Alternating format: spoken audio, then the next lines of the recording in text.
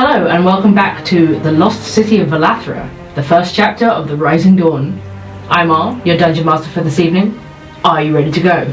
Yes, please! Let the adventure begin.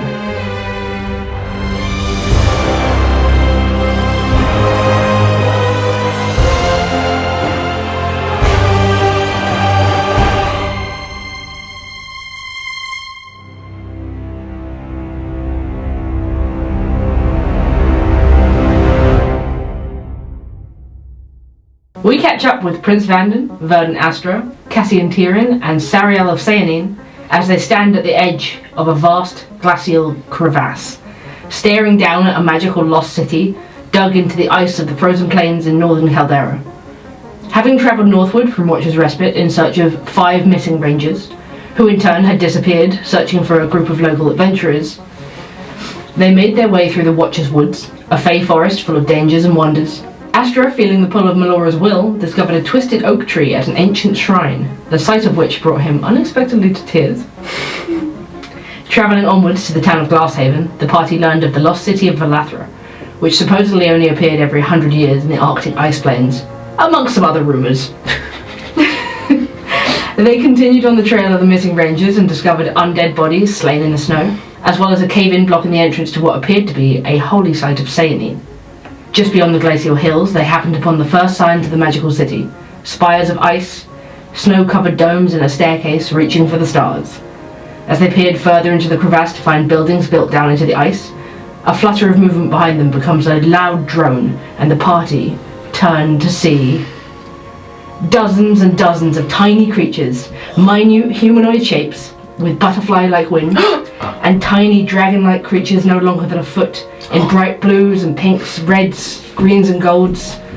They flash past you and flood over the edge of the crevasse, flying down into the city like a flock of birds. They zip past you some at waist height, others around your ankles, paying no mind to your presence as they disappear into the depths of the city, their bright colours standing out against the brilliant white of the snow and the ice.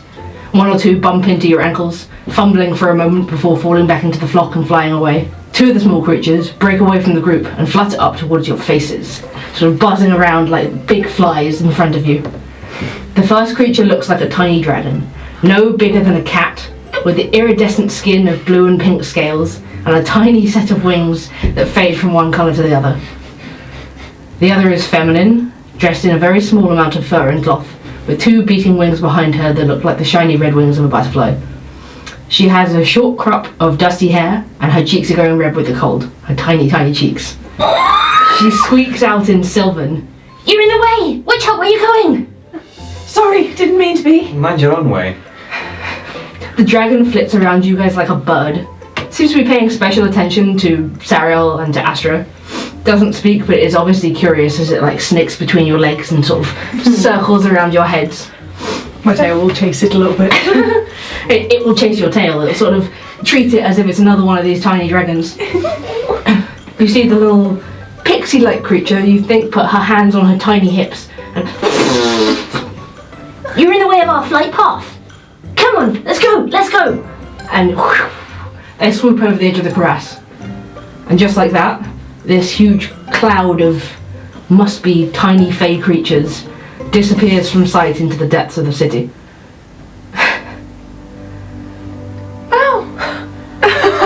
What were they saying? We're in the way of their flight path. Oh, well, didn't mean to be. No, that's what I said. Maybe we should get out of the way. Is there a way down? They were so cute. Yes, I suppose we can't exactly fly down, so maybe the stairs or something?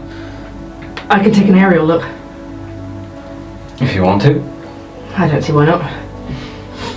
And Vanden will throw out his wings behind him, slipping through the sort of the flaps in the fabric that Cassian has altered into the coat, spread them out, all 22 foot of them, and just launch off the edge of the crevasse.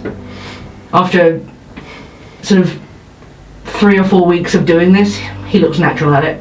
Never going to tire of watching him do that. You see him soar over what you thought were ice floats originally, circle round, sort of getting a full look at the city, and you've got a few minutes between the 3 of you. I mean, looking down where we are, does there seem to be any way, or is it just a straight drop? You can't see any obvious stairs. Mm-hmm. Looking down, the drop looks huge and deadly. Maybe 300 foot. Oh! Maybe not. I need 10 misty steps to do that. We don't have those. No. Is there any ledges or anything? Not that I can see. It's not long until Vanden is returning. He comes and sort of lands on the snow behind you. It's like, well, no staircase. You know that thing you can do where you poof from one place to the other? Yes. There's like these big platforms leading down. One of them look about 20-30 feet apart. Okay. And they lead down like a set of stairs for a giant. But it looks incredible. I can see plazas and fountains. Something that looks like a garden under a big glass dome. Is there any people down there? Not that I can see. Oh, we gotta find a way down. Yes, we can't exactly teleport the whole way down. I can only do that once. Same. We've got rope. I'm sure we can make it down. I don't think the horses can though. Could we put them in the cave mouth, at least so they're out of the wind? We can do that, for sure. That's better than nothing, isn't it? Mm-hmm. I'll lead them down while you guys have a look around up here. Sure. I'm gonna lead them back to the cave mouth where we just came from. How much rope do we have between us? That's a very good question. Not 300 foot, I'll tell you that much. Vanden's got 50 foot that he picked up at the rented hut. Sarah's got 50 foot. I have nothing. Okay. 100 foot of rope between us then. And it's 300 foot down. Well, the platforms are smaller increments. Maybe we can just scale down though. I don't have any climbing gear. No. I suppose it's our best bet. Yeah, otherwise we're just stuck out here. Well, We're gonna find somewhere to camp. Let's do one step at a time and deal with each problem as it comes to us. Sure. Smart. In the cave mouth, Astra will be taking out like hay from inside of the what's it called again? Bag of holding. Yeah, they'll be taking out hay out of the bag of holding to like set things up for the horses to make sure that they can Yeah. eat and they've got like food and drink. Yeah, I'd say, like, it doesn't look like there's any other creatures that come by that way. You get the feeling, the impression that the Yeti probably had its lair somewhere in that cave mouth. And hopefully that should be enough to ward off anything else coming by this way. And it's sheltered from the wind. It's not warm, but it's probably the best chance the horses have. I'll give my horse a little kiss on the muzzle. Oh. And then nuzzle its face and then head back where you guys. Whilst Astra is doing that, because it'll take a while to get back to the cave mouth and back. Yeah. Like, if anyone wants to take a short rest. Sure. Yeah. Get my one spell back. Yeah, I was gonna say we might as well, seeing as we have probably 45 minutes, we might as well take the hour. Okay. I'm gonna roll some hit die. Cool. Go on, Sariel. Oh, nice. That's 20 points back. Nice. Astra makes his way back to the group. Everyone sort of sat down and had a rest, taken out of ropes, inspected the equipment and stuff. Hello. Welcome back. Are they alright? Yeah, they'll be fine in there. I've set them up with their hay and the water. We shouldn't be too long either, so I'm sure they'll be fine. It's definitely warmer in there than it is out here. I'm sure it'll be different once we actually get down and out of the wind as much. You figured out a way? We have 100 foot of rope. We can probably climb down to each of the platforms. Maybe the best bet we have. Okay, I think we can do that. Way to go. Right, the group approach the platform. The first one, you see it's about a 25 foot drop. I suppose we should find something to secure the rope at the top. Is there any rocks or anything on there then? It's pretty much just flat ice. Would like punching a dagger in as like a pick work? Yeah, I could say that would work. Yeah. How are we going to get it back? Also a very good question. a potential idea. Mm. Feel free to say no. It means we could get the rope back and what it's tied to. If you tie some rope to the immovable rod, we stick it in the ground and hold it in place. We climb down with it. I can turn into something, climb back up the rope, push the button, and then someone will have to catch me. That'd be very good, actually. We could just keep doing that. That works. Yeah, that works. Definitely. It's just get it out, show you how they move. Well, there's a button at the top. Yeah. You guys could press that. Yeah, you can show Sarah how the rod works, and we can lash a length of rope around it. It's quite fun. Look, you don't even need to stick it in the ground. Click. Oh, that's... I don't like that. It's useful though. Try and move it. I dare you. I get the impression that all that's going to happen is I'm not going to be able to move it. Correct. That's why it's called an immovable rod. Right, I'm happy to climb down first. Sure. Okay, be careful. I will make an athletics check. Oh boy. That's a 7. Okay.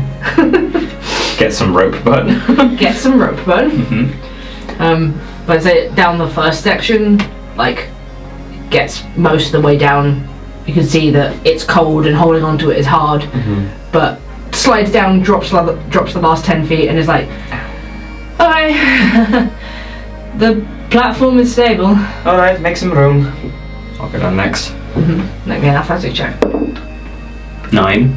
9. Okay, you find the same thing. It's so cold that even like holding on to the rope is making your hand shake, but you can get down and sort of ungracefully land at the bottom. Ow. Not great. Not pleasant, just what, like 9 more to do? Hooray. Astra. I'll catch you in a second then. Okay. And I will head on my way down. Wrap my tail around the bottom, the rope as well. For 19. 19. Astra sees these two blundering their way down and just like doesn't even bother with his hands, just like wraps his arms and his tail around the rope, climbs down a bit more gracefully. Sariel. Open out a cloak or something. I'll jump onto it. Oh, yes. I'll take off my Yeah. big shawl. Hold it all out, like all of us hold it out like a net.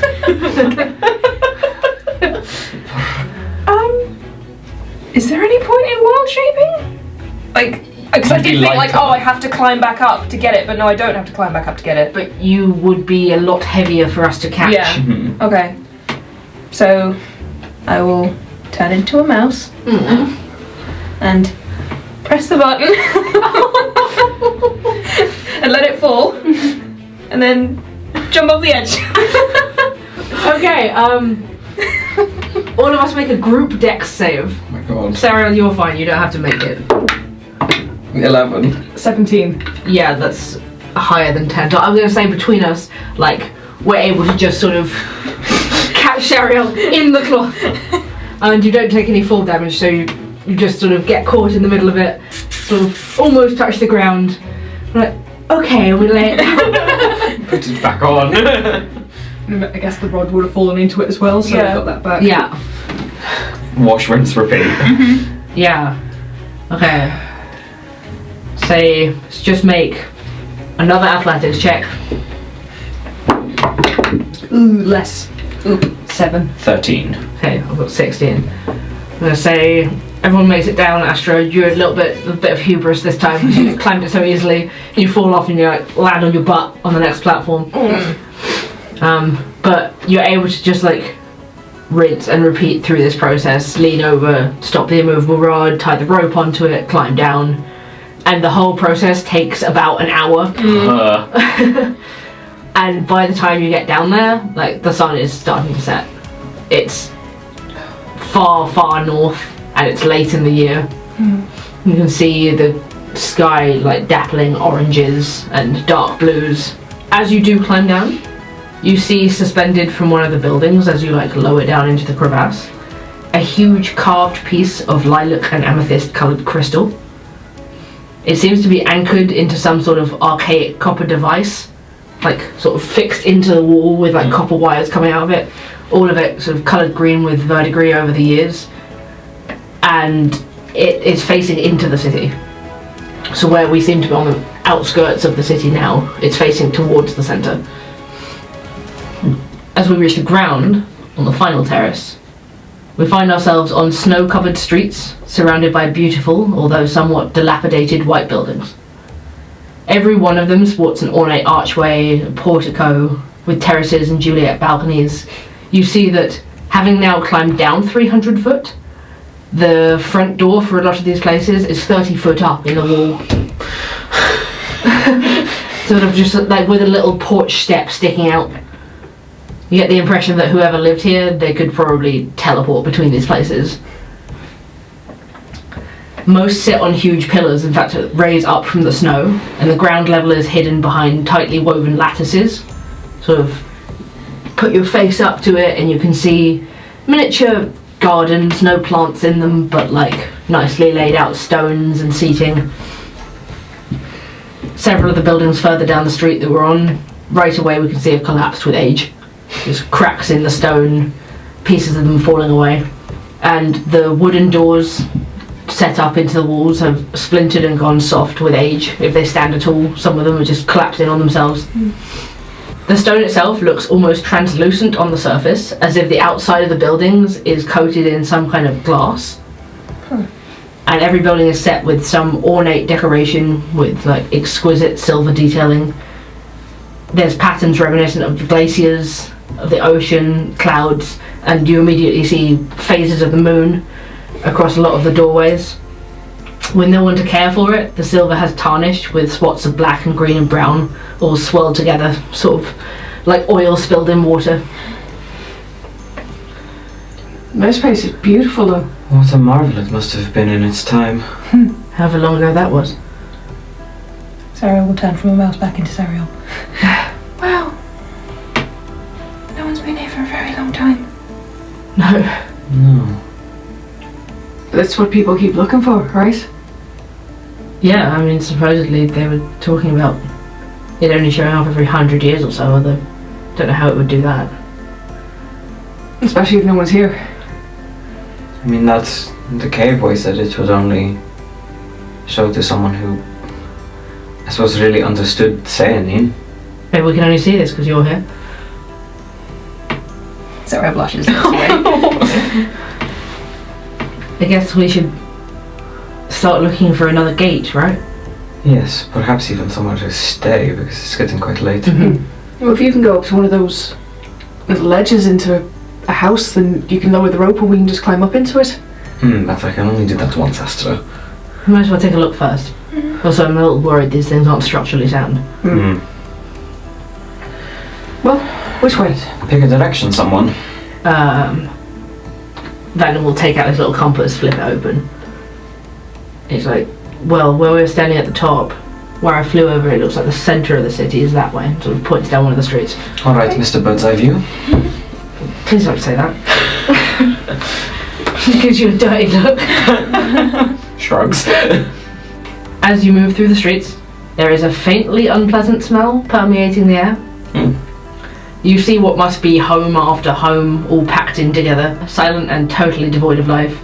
And yet, your feet fall on other, fresher tracks as you shamble through the snow. How fresh. Humanoid tracks? Humanoid tracks. They seem to be like dragging their feet.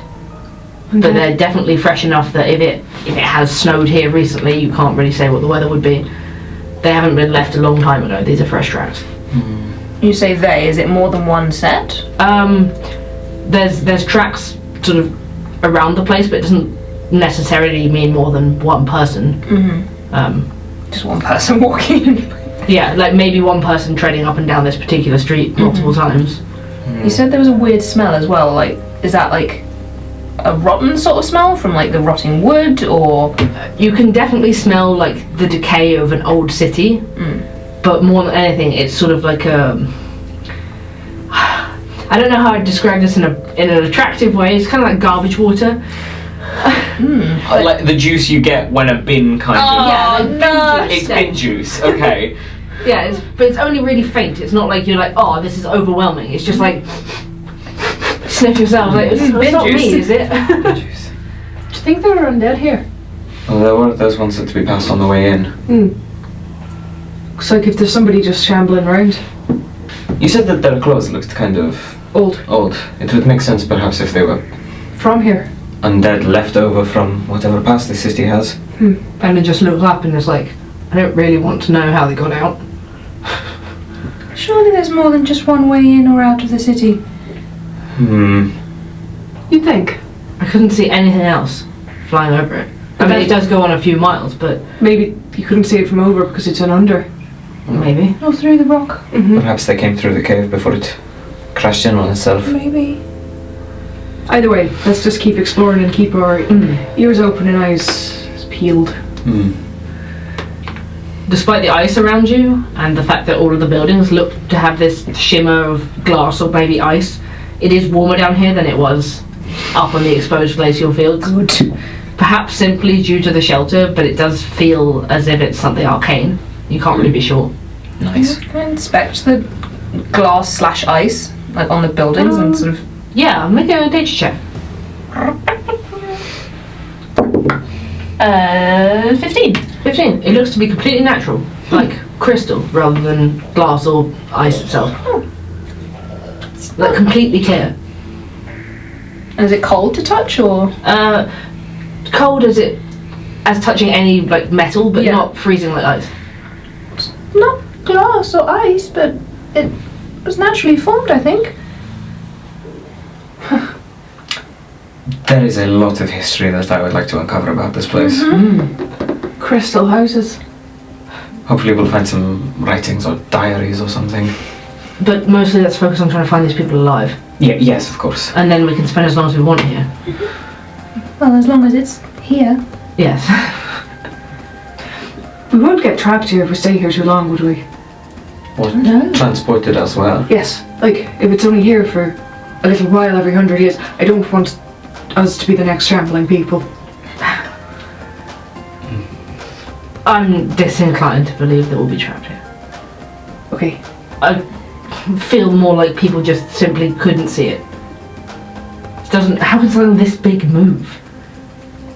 I don't know. I don't know. There's a lot of mysteries in the world, though. True. You keep on moving, and as you do, you find that the sort of pleasant chill is a warm enough comparison to up at the surface level that you almost actually feel warm in your clothes. You can pull down like the face coverings, and you find there's no more frost on your eyelashes. It's a big relief after spending most of a day riding through the Arctic fields.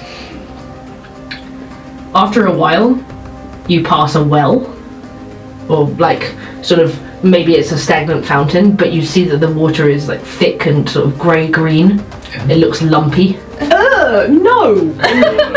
And as you approach that, you find the smell that's a lot stronger. Oh, so this is where it's coming from. Unpleasant. Weirdly polluted waterways after so long. Water should not be lumpy. That. No, I'm inclined to agree. It should not be lumpy, Astra. Well, if it's been long enough for the buildings to start crumbling, then maybe it has been that long for the lumps to form in it. I don't like it. Let us not dwell on this lumpy water. Let us move on. Not dwell on this lumpy water. Let us not dwell on the well. As you keep moving, you do see like flickers and flutters of movement, but you realise it must be these tiny creatures that you saw at the top, sort of fluttering higher up through the buildings. And they sort of swoop in and out of smashed windows or collapsed doorways. Must have taken over it. I wonder if they can tell us anything. Hello? In Sylvan. You see one, like not the same pixie you saw before, sort of flutter over, stop when you say hello, and then like give you a slightly odd look and then keep fluttering. No, we wanted to talk to you. You can make your best efforts, they're not stopping. I pull up my lute and sing in Sylvan as I walk then. Lure them in. You keep on moving. You do see more pieces of this like purple crystal fixed up into copper fixtures around various buildings. And eventually you come to a square. It's sort of wide open space, and in each corner of the square is a huge statue that looks like it's carved out of ice, or perhaps the same crystal that's on the outside of the buildings. The features are indiscernible, covered in like packed snow that's frosted over the statues. They each seems to depict some kind of figure in ceremonial robes. One of them you do see something that looks kind of like a crown on the head. In the centre, there's a huge circular stone structure that looks like another well, but it doesn't have a basin of water. It's maybe 20 foot across in diameter, and moving closer you realise there's no water in it because it's actually a hole. And you peer down and it drops nearly another 100 foot into a dark cavern below. You can't really see the bottom clearly, just like the odd shape of what must be a surface level down there. So this place does go deeper. I suppose the caves went somewhere. True. That's a long way down. Can we tell how long from here, or? Say making a vague judgment, maybe. If I send a dancing light down, that can go 120 feet. Yeah, in which case the dancing light would get to the bottom. Okay. It goes down 100 feet. Okay. Does it illuminate anything else as it goes At down? the bottom, you see a vast cavern, like sprawling and huge. It obviously goes far either side of this opening, and in there you can see sort of some glimpses of what looks like pools of water. Leaning over a little too far, you realise that the nasty sort of bin water stench is coming up from there as well. Bad. It's a bit strange just having a big hole in the middle of your city.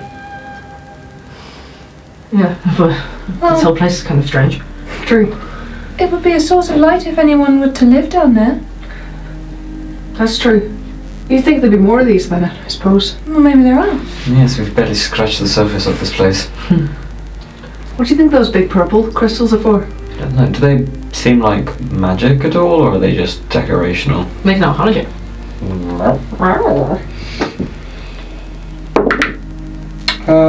23. You sort of move closer to one of the building corners that has a piece of this crystal fixed slightly higher up on it, and sort of focus on it properly, and you realise it's like absolutely thrumming with arcane energy. Something about the crystal is like pure magic.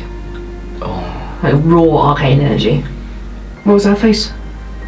That's all magic. That's very intense. I thought there was something making the hairs on the back of my neck stand up.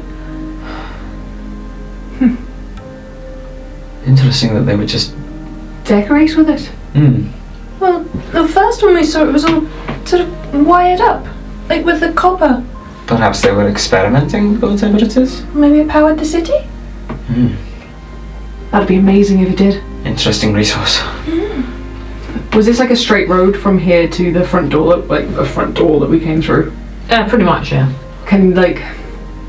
Was the purple one at the front pointing this way? Yes.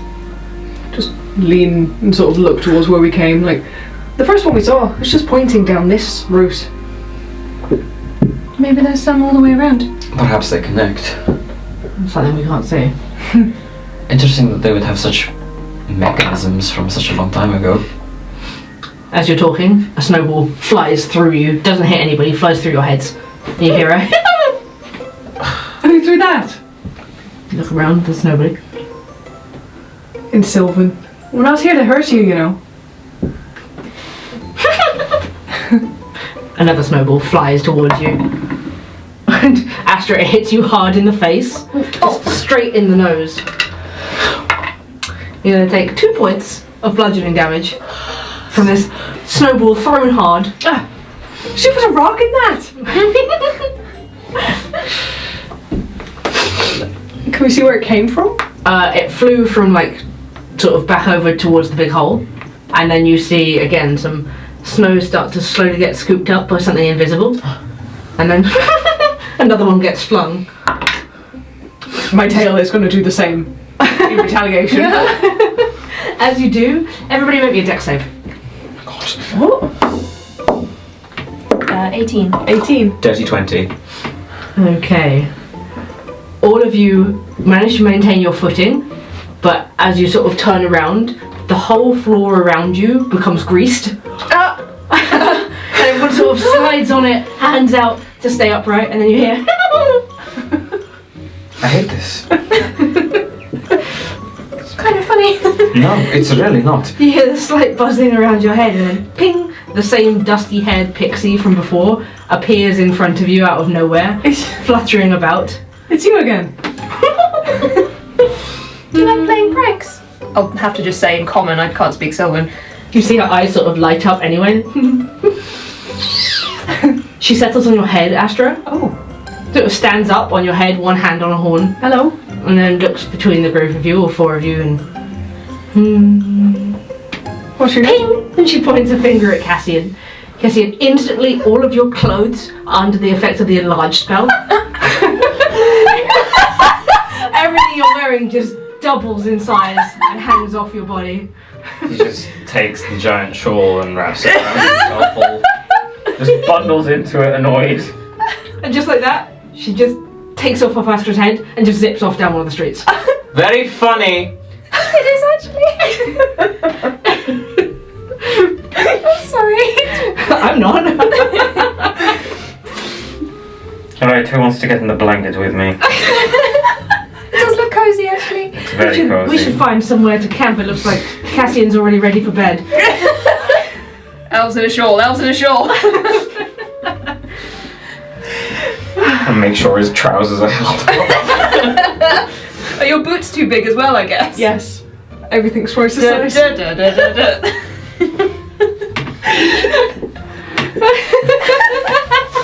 His fine-tailed clothes. I have a feeling that won't last forever.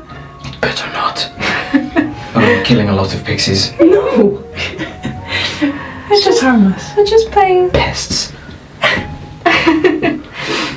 As you sort of stand there with Cassian complaining, Vanden's able to like move around the square, and then he points out that he can see the very top of the staircase that was pointing up towards the sky. So from above, it sort of looked like that was the center of the city. So if we just keep aiming towards it, Also, it would be nice to get the view while it's nighttime. Yes. let's keep moving then.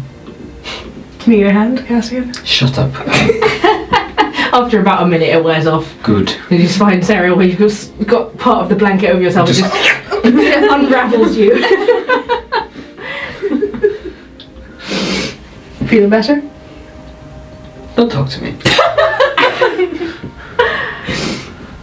As you continue moving, you pass several small fountains and water troughs, all of which has this like rancid, thick, mucus-like water floating inside it. It doesn't seem to be, you haven't had any clear water since you arrived down here. How much water do we have with us? After that journey, not much. Gonna have to find some fresh water somewhere. Maybe enough for one night. We could melt some snow. True. Yes, we could do that. We'll do that in the place wherever we set up. We can just set it up over the fire. As you're walking, Sariel, let me always say. Okay. 21. 21. Okay. You're okay, but you catch a glimpse of another person as you pass the street that has like a side alley coming off it. Just for a second, you think you see another elf in clothing you recognise from a distant past, standing at the end of the alleyway. She turns and is just gone in an instant. What? Just sort of in the peripheral of your vision. Hello? You right? I thought I saw someone. Oh, well, should we go check it out? I mean, they're not supposed to be the people we're looking for, and that drow down here? Lead the way, Sarah. Yeah, this way. She'll lead the way down the alley. You can investigate, but there's nothing to find. There's no footsteps. There's no indication that anyone's just walked that way. Sorry, I guess my eyes are playing tricks on me. Don't worry about it. It's fine. You alright? She goes a bit quiet.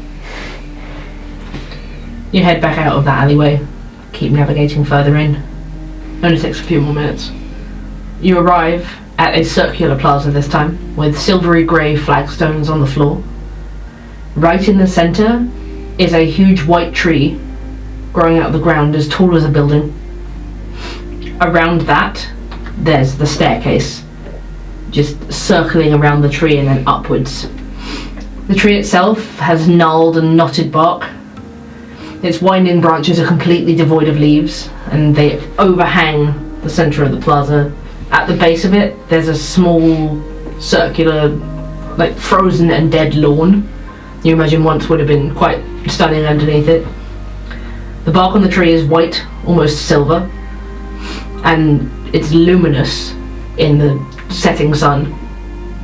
Around it, the staircase is hooded and has been built in the same brilliant white. So intricately crafted, it almost looks like it's grown out of the ground as well. It twists and circles around the girth of the trunk, up beyond it, upwards towards the night sky. About halfway up, the staircase disappears briefly inside decorative walls with small arched windows, and then you can see, faintly, it emerges again above the rest of the city. Doesn't seem to lead to anything. This is beautiful. Yes. This whole area is illuminated with glowing orbs of like bluish arcane light. They hang in the air and seem to just bob slightly, almost like your dancing lights. They throw a sort of calm glow over everything. Around the edge of the circle stand 6 statues, although only 2 seem to have survived the ages. The other 4 are crumpled, stone lying all over the ground.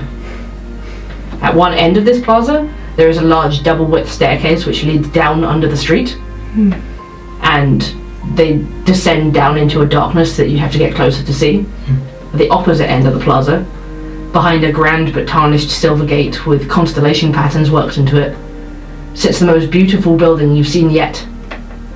Based on the scale of it, perhaps some sort of palace or place of governance, in a half-moon shape, with a long path lined with sculptures all the way up to the front doors. This feels incredible to look at. Like, it doesn't feel like we should be able to, you know? Where to start? I want to see the view. So do I. Cassian sort of skips ahead, like almost intoxicated by it, looks back at the 3 of you with just like an actual look of joy in his eyes, and then just takes off to the stairs. Oh. I'm coming, wait for me. As you approach the bottom of the staircase, you see at the base of the tree a stone is set into the ground with an inscription. What's it say, precious? It says, obviously in this, still the same strange mix of Sylvan and Elvish, the Galad Ook, creator of the Edhelen Vohil Vandil. Do those words mean anything to me, or are they like names? You're able to translate it roughly to the Winter Tree, creator of the Eladrin Silver Staffs.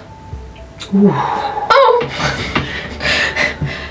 There's a smaller inscription underneath which you're slowly able to translate, and it explains that the blessing of Sayanine Moonbow was captured in the Winter Tree itself, and the 3 staves were carved from the branches of the tree, which were bestowed with her radiance and given to the people of Velathra to govern.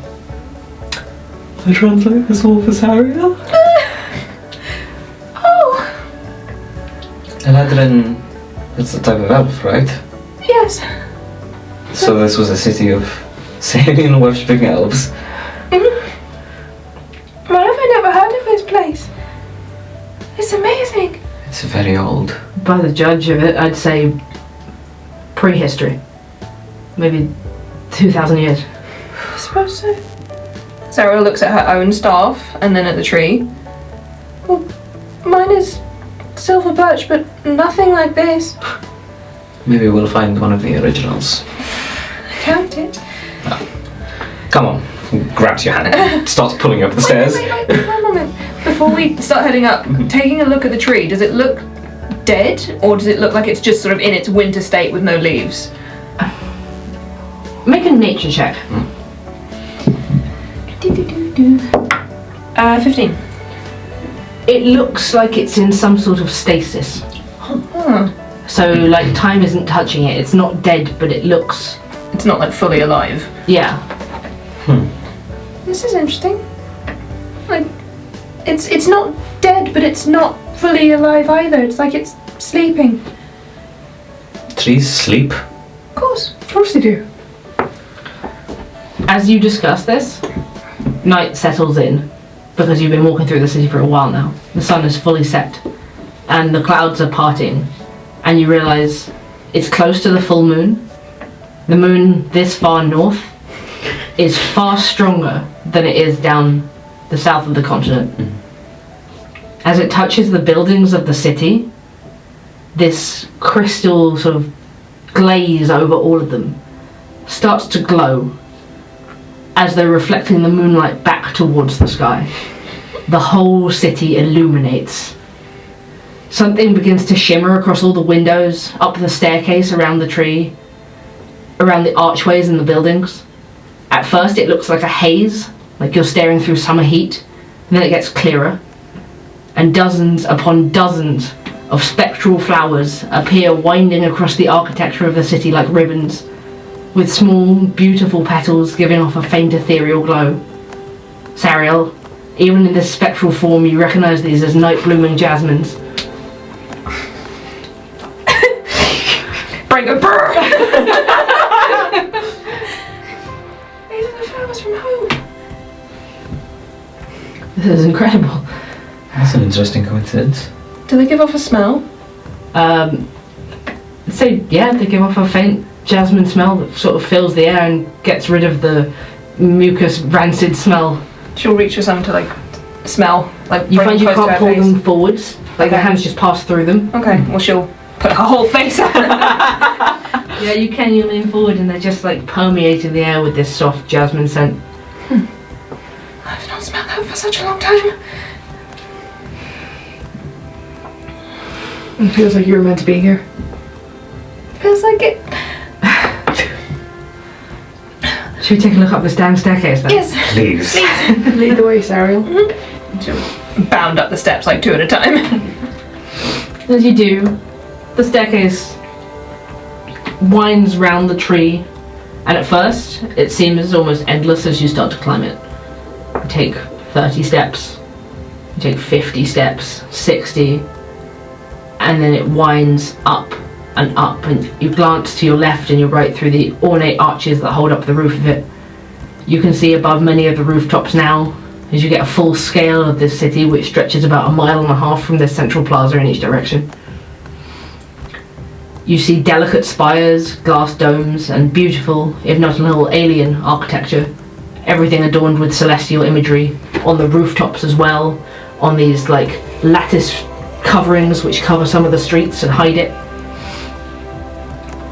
You see several, on the tops of buildings and domes, several dedications to Sayanine in sigils and shapes. And eventually you enter the closed portion of the staircase spire. From the outside it just looked like a lattice, but inside you see, at sort of railing level, countless inscriptions delicately etched into the wood, again in a mix of Sylvan and Elvish.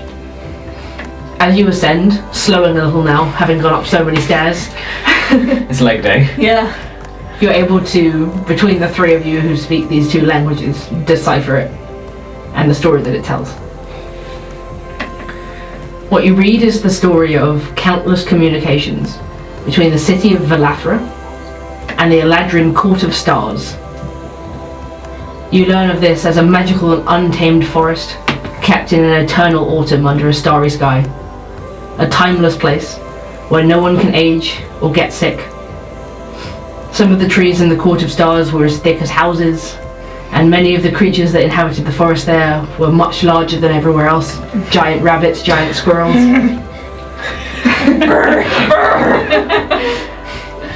The woods there were inhabited by all manner of fey creatures, and at the heart of it sat the soaring spires, a palace of crystal that belonged to Morwell, the queen of all Eladrin elves.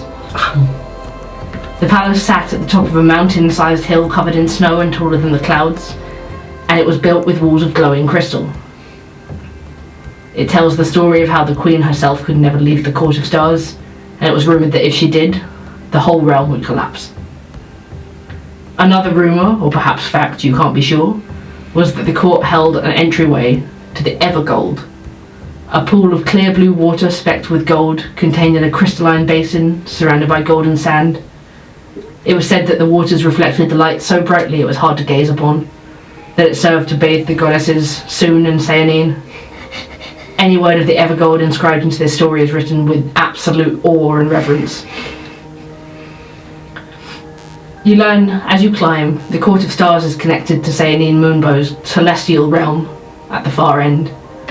Sort of the central connection between here and the material plane and Seanine's realm, and can only be accessed at night, and by the express permission of the Queen. Velathra would communicate with Morwell and would wait at the top of the staircase here for her to open a doorway into her realm. One such communication seems to be noted regarding a champion of Seanine chosen in Velathra by the name of Eldir, described in the etchings as a beautiful man with hair and skin of snow and eyes of moonlight, who wore the pelt of a winter wolf as a headdress, and carried one of the silver staffs of Velathra. Eldir was chosen by Seanine herself, and left Velathra forever to live eternally in the Court of Stars upon completion of Seanine's wishes. Eventually, finally, you reach the top of the staircase. You find yourselves on a small platform, just big enough for the four of you, with railings on two sides but not the third, as if standing on a dock, about to step off into the ocean. The platform has a circular groove at the edge with no railing, which would perfectly fit the end of a quarterstaff. From up here as well, you can see over the ice fields. You're way above the city. As far as the frozen ocean to the north, you can see the mountains to the east and the west, the dark shapes of them illuminated in the moonlight. And then looking down at the city over the railings, you realise that the lines of it are constructed in the shape of an intricate snowflake. In the streets you can now see, at this distance, several figures shambling around. You're too high up to make out any detail, but they seem to be emitting light from their faces. Oh, no. Oh, that was in the diary, wasn't it? Yeah, in the diary you found in the last episode. Uh-oh. Well, I mean, let's just look up for now. We don't need to pay mind to that. They do seem to be quite away from like the central plaza. I'm sure they can't be bothered to climb up those stairs. Maybe it's the best place to stay then. Can't camp up here. I'm kidding. It is stunning though.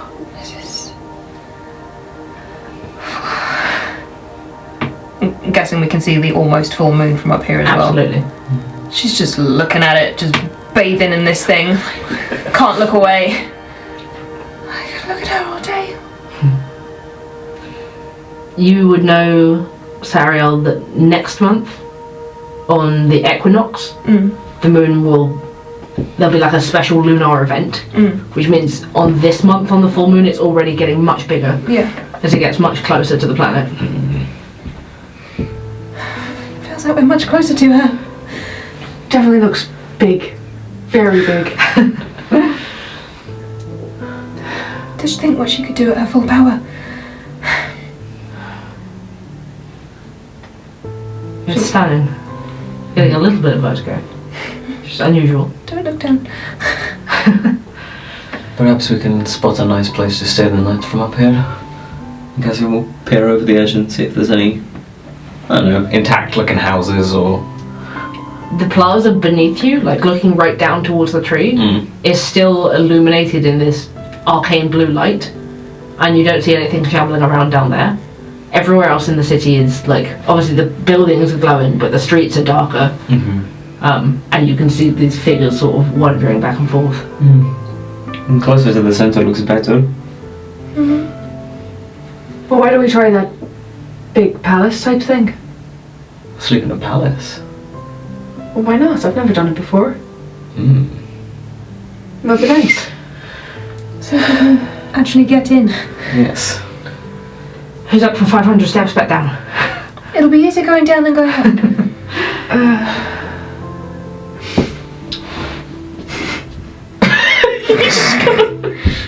Lazy! It would work on all of us.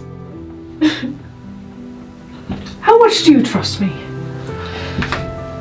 You've never asked that before. What are you going to do? Like, I do trust you, but we are 400 feet in the air. Give me your hands. What are you going to do? We're taking a very fast way down. No, come on. before you do, Sarah's going to say a quick prayer to Sayanine in Celestial, like looking up at the moon. What does she say? Just a prayer of thanks and just how lucky she feels to be in this place. I was just gonna lean a little closer and say in Celestial, that was beautiful. It is beautiful here. Really feels divine. It does. Sorry, we should speak in common. So what are you going to do? Well, we just jump. Leap of faith. We just jump. Yes. Okay. Alright. You're going to cast magic on me. Yes. If you'd like me.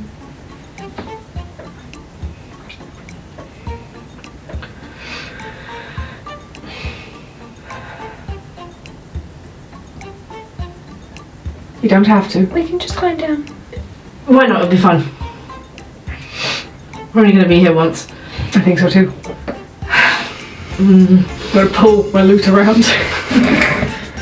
And Astra's just gonna stop playing and step backwards off the top of the stairs as he casts Feather Fall on all of us. Oh, we're each going to have to Jump. Quickly! It'll be fun. Yes, he's going to disappear quite quickly. Ben's going to run and jump. Tara will run and jump. Cassian will just stand backwards so that his back is facing off the edge and just fall like he's diving. The four of you just tumble towards the ground, fast but safely, feeling this arcane sort of energy sort of carrying you down. 60 feet, it's like 10 foot every second. So it's quite fast.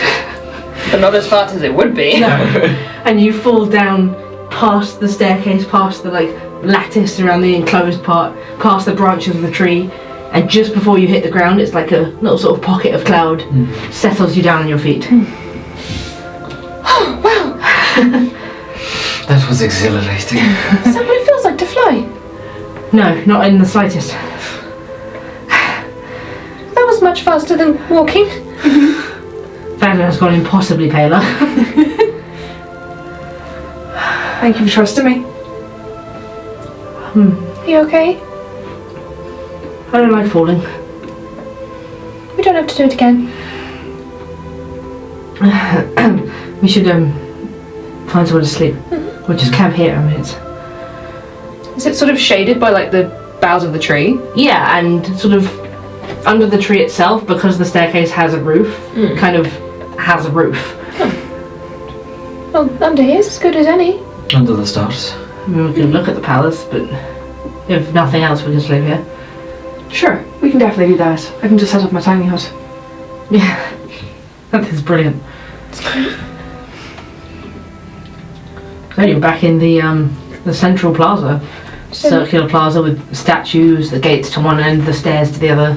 As we're right here, we take a look at the statues, the ones that are still standing. Sure. Okay. So yeah, there's sort of 6 evenly spaced statues around the centre of the plaza, and 4 of them collapse, but 2 of them are fine. One of them depicts looks almost marble in design, now glowing like the rest of the city. Depicts an elven woman, divine beauty, a circlet of 7 stars atop her head. Her expression is reverent and serene, and she holds her hands out in a gesture of offering. Water pours from her sleeves over her palms into a pool at her feet. It's a little rancid. The plinth she stands on bears words in the same combination that you're getting used to, this language. Says, I can grant your wish but only once. Offer me something you're willing to lose and I will give you something you want. Must be the wishing statue that we heard about in the tavern. Ah, perhaps the water is what's poisonous about it. It's pretty nasty looking, isn't it? I don't think I'll be drinking from this water. No. Wonder if she still grants wishes though. Let's see. Cassian will put a silver in her hands. It lands on her hands.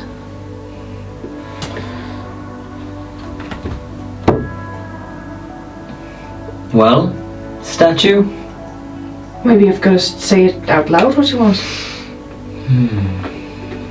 That's the thing. Or wish it in your head. Cassian sort of thinks. I don't know what you would wish for. I don't even know. Cassian finds himself unable to wish. Cassian finds himself unable to wish. He's just given this a coin, like, It's gonna be something you want. I mean, plenty, but not out here. I wish for a safe night of sleep for the four of us. Well, then hopefully it comes true. Well, we'll find out in the morning. I suppose so. Let's look at the other one. This second statue depicts a younger and more naive-looking elven maiden. Her expression is forlorn and uncertain, and from her hazy eyes, a watery trail dribbles down her cheeks, occasionally off her jawline. Upon closer inspection, this liquid doesn't seem to be rancid. It gives off a sweet scent. What does the inscription say? There's no inscription on this one. This water smells sweet. Not bad like the other one. Sariel holds out a hand to sort of catch a bit of it and then feels it in her fingers. Does it feel like water or? It feels, and now you're thinking about it, kind of smells a little bit like Bobham's sweet tea potion. A little bit. She'll put a bit on her tongue. Tastes sweet, like fruit. It's good. Oh, there we go. There's something fresh to drink here. So, see if we can gather it up. Have we got any bowls or vials or anything? I can get one of the empty canteens out of the bag. Yeah, see if we Yes, can collect so. some of it. I'm just going to get an empty water canteen and just hold it up. You see, with how slowly it's dripping, you probably want to leave it here overnight to fill. I'll do that then. Well, that was interesting. And hopefully that's not poisonous. We'll find out. They did say one that granted wishes and something else was poisonous, right? Well, guess we'll find out in the morning. Let's set up for the night then, I guess. Yes. I will go and sit down and take a bead out and do my summoning with it going above and setting up the tiny hut. You can set it up just sort of like on the frozen lawn under the tree, so that the dome, that looks somewhat reminiscent of the domes on the top of the buildings here, sort of slides over you, and you can look up through it and you can still see the trees and the moonlight and the glow. We should be safe in here, so Yes. we can definitely rest. Even with those things shambling around. So maybe your wish will come true. Maybe so. Maybe I just wished for Astra. Okay, well, we could do with a rest. Get some sleep. Fella's gonna crawl into the tiny hut, lay out his bedroll, sort of lay down looking exhausted and a little bit worn down in other ways. Yeah, Cassian's gonna roll out his bedroll and do the same. Get all snuggled in. I guess we'll end up with bedrolls around the tree. Yeah. Okay, and no need for anyone to take a watch. You're safe inside the tiny hut. And the four of you can sort of have some rations for the evening and lay down and sleep. Get a long rest. You sleep through the night, and the morning rolls around. As you wake up, you're confused momentarily, as you can't see the sky or the tree, and then you realise it must be a blanket of snow. It snowed in the night and the tiny hut is completely covered like an igloo. Snome. Oh, It is a snow. yes! And as you sort of get up and poke your head out the front, you see that it's just covered, it's just like this dome of snow sat in the middle of the square. Just that you can enter anywhere and exit anywhere, which means that as soon as you push your head out, your face is just gonna Through the snow. snow. Yeah. It's like the car windows that were my stuff and just punch your face through it. Hello. Hello. And you sort of poke your head out and like a drift of snow slides off the top. I'm glad we had this up. Yes, thank you, Astra. It's okay. She'll sleep good. I'm fine. Feeling better? Yes. Good. Yeah, I'm fine, don't worry about me. Worries about him. Worry. We should keep looking for that gate. I mean, Yes. Did you say before there were stairs that were like going down? Down, Is that right? I mean, if we're trying to get into caverns and underground, then the staircase down is probably a good bet. we could try it at Go least. have a look. Okay. Yeah. Stretch, get up, Mm-hmm. go check out those stairs. Pack The stuff warm things away. back on. Astra steps out of the tiny hut and it just instantaneously disappears. Gonna collect up some of the snow so that we can melt it down for Okay. water if we need it. Good idea. Go and get my little water skin again from the crying lady. Okay. What is it? Yeah. Like if I can like arcana check or smell it or... Okay. I need to roll a d100. Nice. Ooh! First of all, make an arcana check. 13. 13. Okay. This morning, the contents of your flask don't smell as sweet as they did yesterday. They don't smell rancid. They just smell different. There's something like... It's a little bit acidic to the smell, but not in like a... sort of the kind of acid that would harm. More acidic as in like the flavour. It smells like lemons. It doesn't smell like anything you've smelt before from a drink, but you are able to determine it's probably a potion of some kind.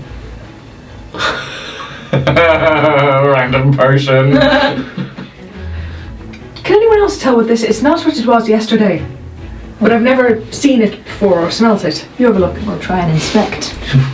Try and You inspect. can, one of you make an arcana check with advantage. You've got higher, I think. Mine's +5. Oh wow. 11. Rolled worse. absolute garbage. I'd say that's fair enough. You smell, you too can detect that this is a potion. It doesn't seem like any potion you've ever encountered before. Does it taste of anything? If I put a little bit of it on my tongue. It tastes sort of like overripe fruit. Oh, it's like alcohol. I'm too curious for this. I'm gonna put the lid on it and just put it in my pocket for now. Save that for a rainy day or until we can properly identify it. I want to know. Well, when we stop for a while, you can figure it out. You can just somehow figure it out. Look harder. So are we going down? Are we going to the palace? Are we looking around? Let's check out Take the stairs stairs first. Okay. Okay. You walk over to the staircase. The walls either side of it are carved ice, so it looks like it's literally just been carved down into the ice that the city sits on. The descent leads you down into darkness. It goes down probably close to 60 foot. And as you reach the bottom, you find yourself in another vast ice cavern, like the one you were sort of peering into yesterday, but it's not that one. Instead, carved into the ice below the city, and fortified with stone, you see an imposing gate of brilliant white, shimmering softly with blues and silvers that dance across the surface like water reflecting from a pool. The gate is maybe 40 foot tall, and 20 foot across, and sits in this huge cavern of ice. Right in the heart of the cavern, you can see the frozen and twisting roots of the great white tree above you hanging from the ceiling. On the cavern floor, directly beneath the tree in the centre, a statue stands, a hand raised towards the roots itself and the tree. It depicts a 5 foot tall, youthless, ageless female elf, clad in a delicate gown. It looks like it was carved of crystal around the stone again, giving the impression of water touched by the moon. In her hand is a long and elegant staff, carved to look like wood and ice twisted together. On her back, a longbow.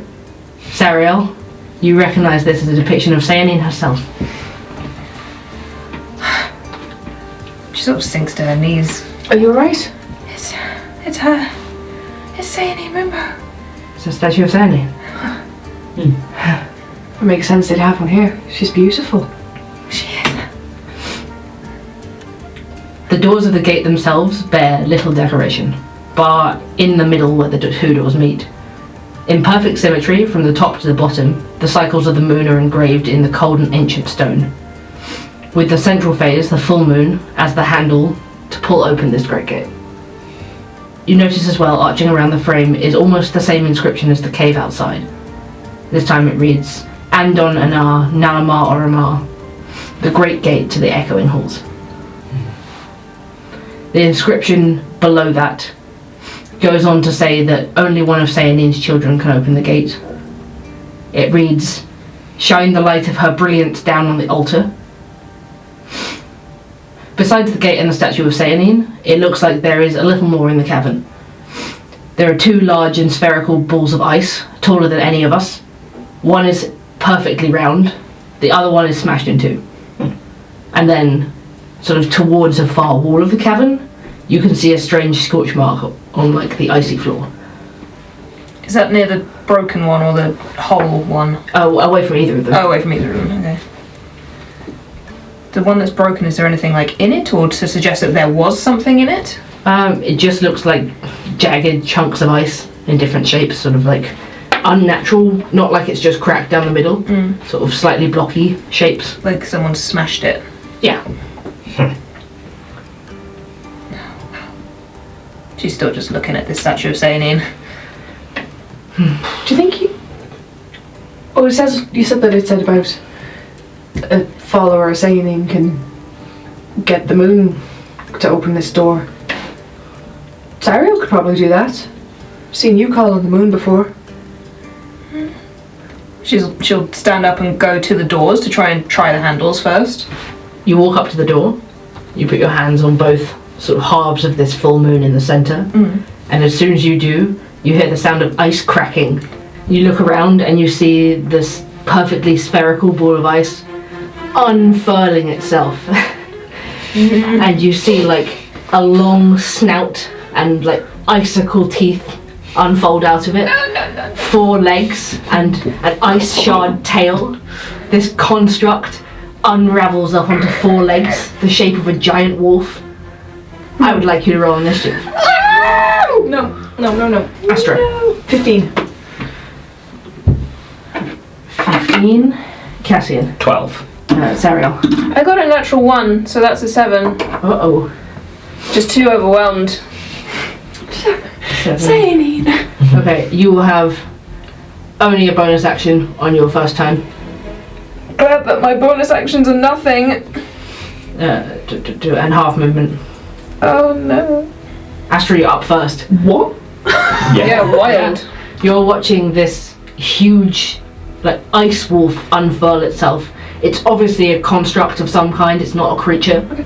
Can I make a Dex 14 save for me, please, as I cast Fairy, like, pull my lute around, stop playing, and try and cast Fairy Fire at first level on it? Yep, that's a 13 minus 2, so it takes minus. Ooh, so that is now Fairy Fired. Whose hex were we using before? Like next to the concentration. Can you? Yeah, and then you're concentrating? Yeah. So I'm concentrating on that. Okay, it fails, it's illuminated in like pinkish purple fire. Cool. And then as my bonus action, I'm going to use a Bardic Inspiration. So as I'm playing this music, all of you 3 will gain 8 temporary hit points. Ooh, and you can nice. use all of your movement right now. Oh, nice. Ooh. In which case Vanden's going to use his movement to run straight up to the damn thing. Cassian's good where he is. Sariel? It'll be all of my half movement, I guess. No, for this, because it's a someone else's okay. skill, you can use your whole movement. And you don't provoke opportunity attack. You know what? I'll go flank it. Nice. Again, double advantage. Yep. Just in case it shakes it off. Vanden's going to give it the old 1-2. Hell yeah, we love an old one too. Pop, pop. at advantage. Super advantage. That's super advantage. With one of his short swords first. Oh, really? Oh. A 5 and a 4. Oh no! Okay, that's gonna hit. That's a dirty 20. Nice. Lovely. Gives it the second of the 1-2s. Faints with the first. That's going to be 11 points of damage, but you can see his sword smash against it, and then the immediate frustration on his face when he realizes it's tougher than it looks. He's going to take 5 points of damage. And then his bonus action. You know what? He'll just take bonus action 2 weapon fighting and take 1 more swing.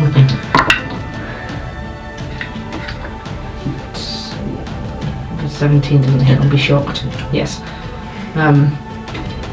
Nice. Okay. For a 4, so another 2 points of damage. It's like, oh damn this thing! Magical. Magical, derogatory. Magical, derogatory. Cassian, you're up. 2 Eldritch Blasts Nice. at advantage. Oh yeah, 19 Yep. and Wow. 11. Also hits. Oh. Yes. Okay, so that's 2d10s of force damage. 7, 8, agonizing blast, 16 points of force damage. 16 points of force damage. Okay. Nice. 2 bolts of arcane energy fire out and just right into this thing's shoulders. Nice. Yeah, just smashes chunks of the ice off this huge wolf-like creature. So you don't like flinch away from the Eldritch Blast and they come right past his face. Sorry. Are you doing anything else? No, I'm good where I am, thank you. Nice. Sariel. I can only do a bonus action. Yes. that's the effect of a natural 1 on I your know, I hate initiative. it. She's gonna turn into a direwolf then. That's like the only bonus action she can do that is gonna be of any use. You're gonna be this mountain goat. Wolf goat. And I can't even attack it, so I guess we'll just be another wolf next to this construct wolf. Imagine can like see you through the ice of the construct. It's like, It's Fake, turn. Fake. Okay. What are you gonna do, Wolfaroo? I can't do anything. I can't even attack it. No, Oh, Oh, the other Wolfaroo. Yeah. Wolfaroo. I'm a Wolfaroo right now. Wolf-a-woo. Wolf golem. Wallum. No Glad one. you said it. Okay. Ooh, it's gonna take its first melee attack at Vanden for a 15, which doesn't hit. Nice. It's going to take its second melee attack at Sariel for an 8, which doesn't hit. Nope. It woke up and chose violence. Dead. And for its third melee attack, it is going to unnaturally just scoop up a pile of ice, like sort of bits of ice into a snowball off the ground, and fling it towards Cassian Oh, wolf paw snowball. for a 15. Miss. Nice. Nice. You see this, like, you're just able to duck out of the way and there's like shards of ice and a snowball fly past you. No, thank you. Did a wolf just throw a snowball? Yes, get it. Like, very mechanically, sort of like, arm goes down, lifts up, launch. Ugh. No, thank you. Astra is horrified. Yeah. It's your turn again. I don't like that. That. I am still concentrating, but it's gonna. Can it make a whiz 14 save for me? Dissonant Whispers first level. Piss. That is a 6 minus 2, so 4. Okay. What's with this? 6 psychic damage. Nice. It does full damage. Nice. Sweet. Just whispering into his head like, I just don't know what you are, and quite frankly, you kind of freak me out.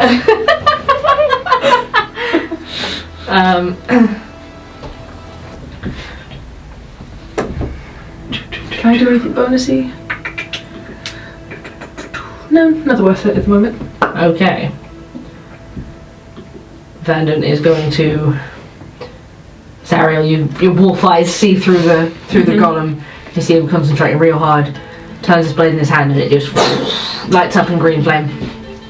He's going to try and take a strike at it with green flame blade. That's 20. Nice. Sariel yips in approval. Which does damage attack plus he's 6th level, so an extra d8 of fire damage. Hell yeah. Boy! Okay, that seems to do more than the sword did by itself. Okay, you can start to see some cracks like through the golem. Cassian. I'm just going to send 2 more Eldritch Blasts because it's force magic. Things usually aren't weak to that. 26 on the first one and 25 on the second one. Yeah, both hit. Nice. Get him. Ooh. 23 points of force damage. You have the floor. Oh!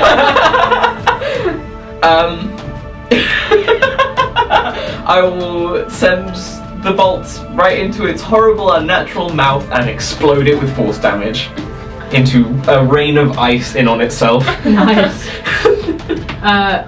You sort of Vanden slashes away with the sword, steps back, and Cassian's Eldritch Blast just straight into this thing's like icy muzzle, and it explodes everywhere. You see shards of ice melting into the ground. Huh. I didn't like that. No. I hate the way it's moved. The group is able to gather again, sort of in the centre, away from these doors. I don't suppose there'll be another one now, looking at the other one being broken, but... Wolf Sariel sniffs at it. That was weird, right? Well, like some sort of defence mechanism. I suppose it... Perhaps this isn't as easy to open as we thought it would be. Should we try the doors again now that... Yes. Sure. Gonna take one of the handles and try and pull it. handle the other. It doesn't budge. Like, not even rattling like it's locked, it's solid. Does it have the impression that there's like some sort of... Like, is there a mechanism to it, or is it some sort of arcane presence? Close up again, you can read the inscription that says that only one of Sayaneen's children can open the gate. Shine the light of her brilliance down on her altar.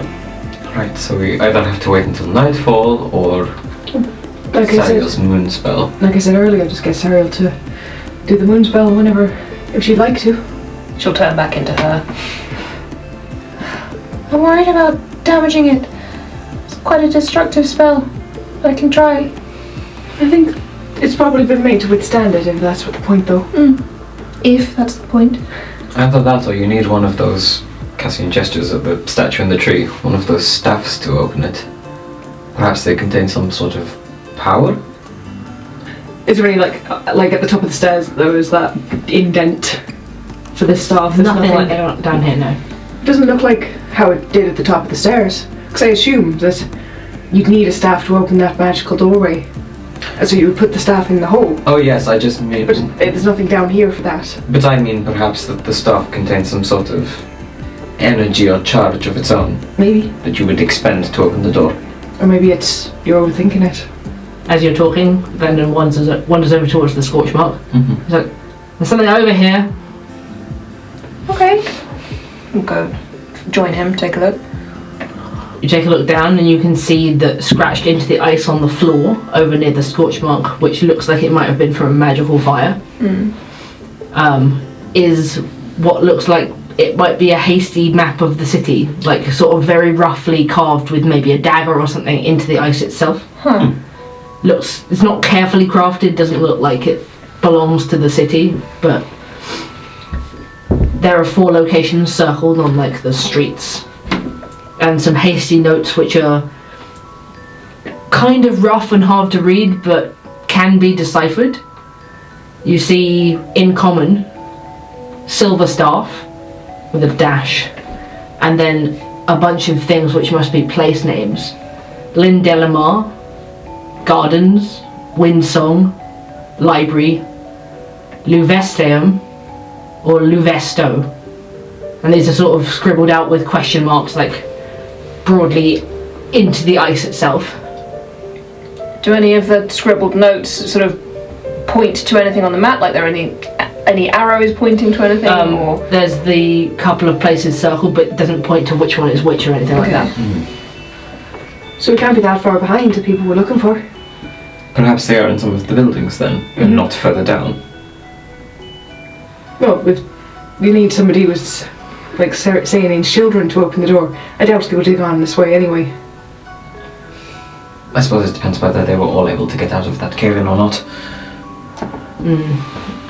Well, I mean, if you want to try the moonlight thing down here on the altar, I'm guessing is the statue, but otherwise, Suppose. I think Cassian makes a point.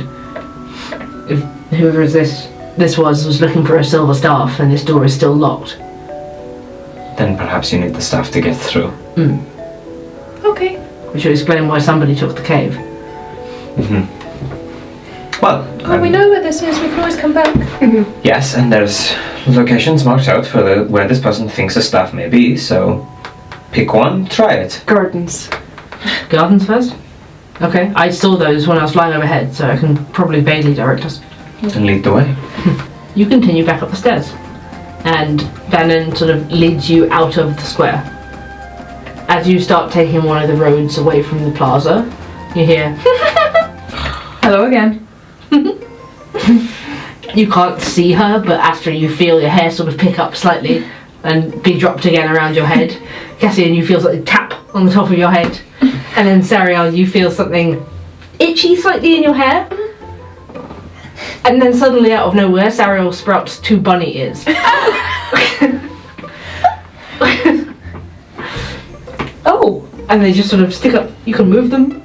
Can I hear out of them? Yeah. Like, your hearing is amplified through the city. And you see this pixie like burst back into visibility, buzz around you and disappear off down one of the streets. Okay then, Trouble. I wonder how long these will last. This is bizarre. Kind of suits you. Cute. She'll twitch them. Ha. It's like half your wild shape. Feels incomplete. Like a were-rabbit. I think it's cute. Yeah, like it kind of suits you. Thank you. I think. Have you got a tail as well, or is it just the ears? You reach back and there is a fluffy tail inside your clothing. Yes. Cassian starts, like, briskly walking ahead. Walking fast. Okay. Is there anything that I can now hear that I couldn't previously? Like, just Make a perception check at advantage. for listen. She listens. Oh God. 14. 14. You can now hear like a slight buzzing sound, like wings fluttering very fast, and you get the feeling that this invisible pixie is just kind of following you guys not far from where you are at all times. I think we have company. Someone's just stuck with us. Oh, brilliant. You should tell us your name so we actually know who you are. No? Okay.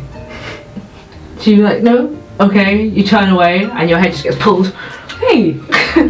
That's my hair, please. You feel something settle on top of your head. Okay, you can stay there as long as you're being nice. The pixie appears again, a hand on each of Astra's horns, and just sits there for a while as you walk. You find yourselves walking along what looks like it must be a canal. It's quite shallow, maybe like 20 foot deep, completely empty. Just like this thin, sludgy layer of ice at the bottom. As you do, all of you glimpse something like long, slimy, like the thick tail of a worm with fins at the end of it, sliding out of view around like a corner further up ahead in the canal. Cassian will go just peer around and see if he can find out what that was. You peer around, can't see anything. Nothing there. Is there, like, a slimy trail or just Nope. no trace? No trace. No trace. Samuel, you thought you were seeing things earlier. I think that might be a repetitive thing around here. Oh, Is that you? You see her poke her head down, like, hanging over Astra's face, and like, pull her face that's like, No. and then she just launches off your head and disappears again. Oh, not a With bad. that, ding, bunny ear's gone. okay. It's very strange being sort of halfway between. Checks that the tail is gone as well. Pat down on your bum, no more fluffy tail. Okay, good. I hope next time you turn into a rabbit you don't have elf ears. I could turn into one of those ones with wings, though. That's fine. Those were nice. They were very beautiful. They were. It was so pretty. Fluffy. You make your way onwards through the city. A rabbit with elf ears. Like with normal ears as well, or just? No, just elf ears instead of its Oh. rabbit ears. No, I don't like the imagery there. Equivalent exchange. What? And if you have an elf with rabbit ears, somewhere there's a rabbit with elf ears. But I still had my ears. It's true. So there's just a rabbit with no ears. Sariel, Astra winds me up all the time. I'm trying to wind him up. Astra still has his own ears and can still hear you. I don't care. Vanden, like, sort of walking ahead of you guys, sort of leads you down the streets trying to navigate towards the gardens, and you happen across what looks like a collapsed sort of stable. You can see where parts of the wall have fallen away and like the wooden beams have rotten and everything. It looks kind of like somewhere between a stable and a storage shed, and you can see what must be dog sleds and even larger sleds for like dog sleds but scaled up huge. Dogs.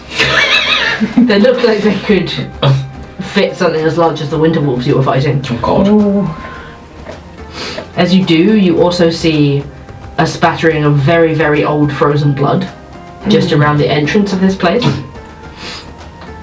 And you also see like a sort of leather satchel laying there in the snow, half buried. Go and investigate the little satchel. You pick it up, it's like starting to crumble in your hands as you lift it up, it's old. You sort of lift the frozen flap and it breaks away, and inside you can see several now tarnished silver goblets. They look like they've been shoved in there with like remnants of what might have been rations and rope and stuff, all of it rotten away now. Perhaps from a previous adventurer trying to plunder this place years ago. Wow. What have you got? Just. I'll show you guys the pouch as well. Just. I don't know, there's something strangely magical about the fact how empty this place is and all these little ghosts almost of what used to be. And I feel like, look at the content of this bag, it's somebody like us that just stumbled across the place but never made it out. Or just drop what they were carrying. Point to the blood. Maybe. Is there a lot of blood? Fair amount, yeah. Maybe they got gotten by some of the undead. Or Maybe they another. became the undead. Maybe. It's fun and games, but it's kind of sobering when you think about how many people have walked in the same places that we now are. I keep wondering what happened to these people, whether they all left or whether they all are now shambling around the city. Perhaps they all climbed off into the stars one day. Maybe. I mean, nobody dies there. If something bad was happening here and It's a good place to escape to. they didn't want to get sick anymore or pass away, it's definitely the right place to go. Still an eerie thought. Death's natural. It feels weird to have a place that you avoided. I don't know, something about this place makes me slightly uncomfortable. Lots of it doesn't, but lots of it does. The emptiness for me. The unknown of it all. I just want to find out what happened here. Let's get to that garden. Okay. You navigate a little longer. It's taken probably about an hour or so It's not a wide city, but it is winding streets, and you have no idea really where you're going. But eventually, you come to this large domed structure, silver and glass, at least as tall as a house. And through the glass, although it's dirty and frosted, you can see greenery. Lots of it. There's 2 sort of metal gates at the front that look very much still intact. See if we can open them, or are they locked tight, or? You push them and they just open. This place looks cool. Let's go in. After you. As you do, you notice written above the top of the gates, it says Gardens of Rest. You push inside, and everything is completely overgrown from years of being unattended. It's not cold at all in here. It's like you've stepped back into the mangrove swamps in terms of temperature. Well heated. The plant life obviously sustained by some sort of magic or mechanism. And abandoned, the gardens have become more akin to a jungle. You see towering stems leading to broad leaves twice the size of your heads, blocking out the light from the sky above, creating a dense forest of life which has survived here, unbothered, for however much time has passed since this place was abandoned. Luckily, you can just about see the clear pathway still winding between the greenery. It's a little bit like pushing plants aside and hacking our way through to get any further, but we can press on. You wouldn't think we were in the frozen north in here, would you? No, it's like a completely different world. Maybe if we got to stay here again tonight, we can come to here. It's a little bit warmer at least, or a lot bit warmer. It's nice. I hope there's no critters living in here. It's really nice. I'm also a fan of how packed it is. Reminds me of the jungles back home. They looked beautiful, but overwhelmingly full of creatures. Are there any signs of any creatures in here? I'd say it's too dense from where you're stood to really see anything. Okay. But as you move further through and sort of duck under large plants and vines, make a perception check.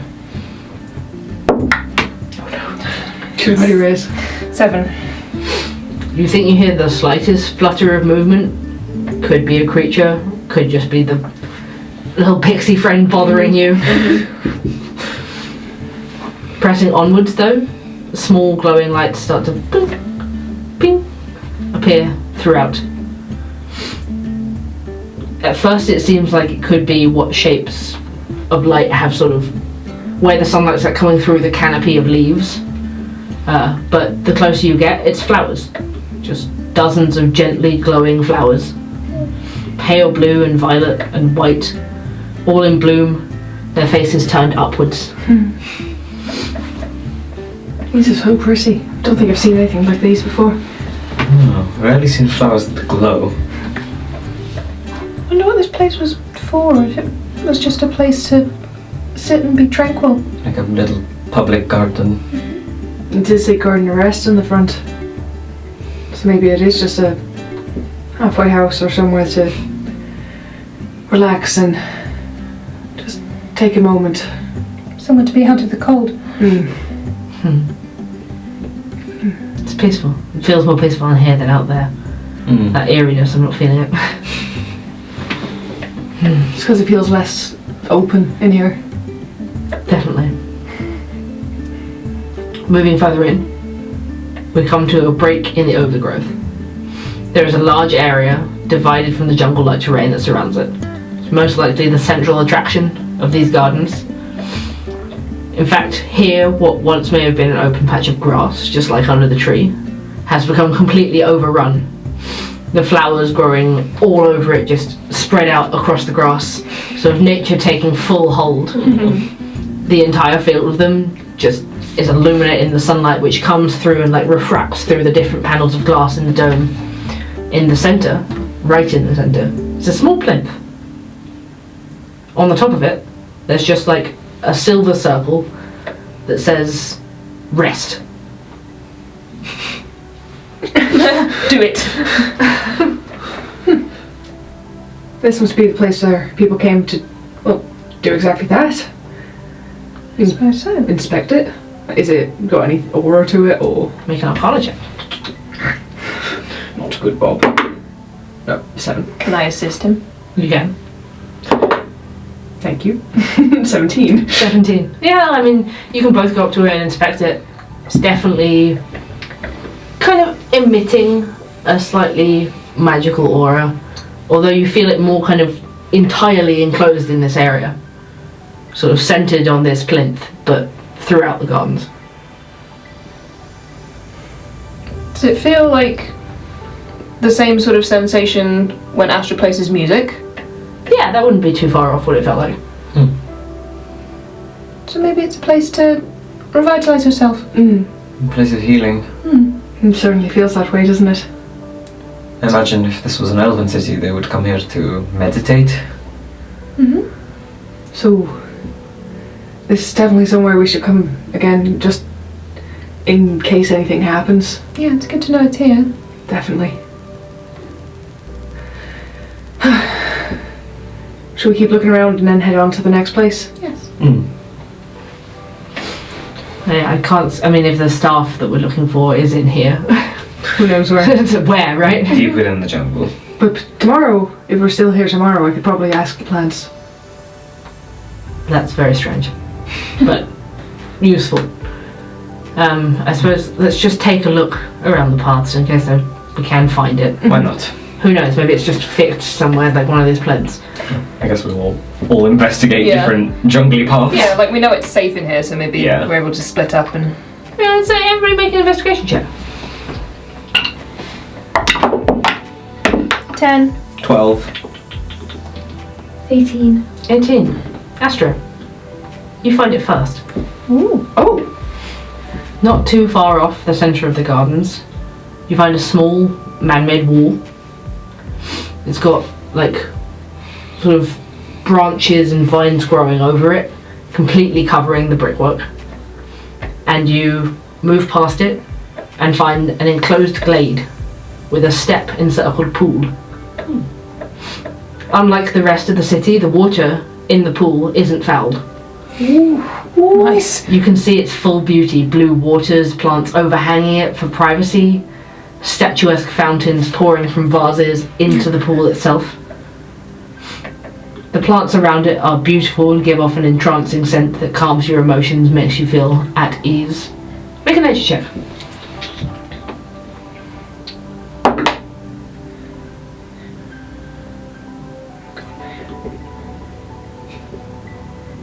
+25. 25. Okay. +8 to nature, baby. So, you would have heard this over time in different places you visited. All the plants around here are ones known to be natural aphrodisiacs. Nice! There's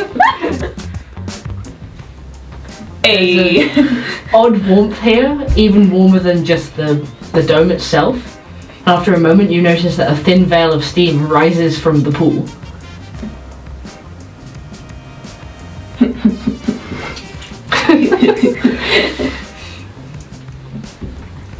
I'm gonna look at the pool, precious.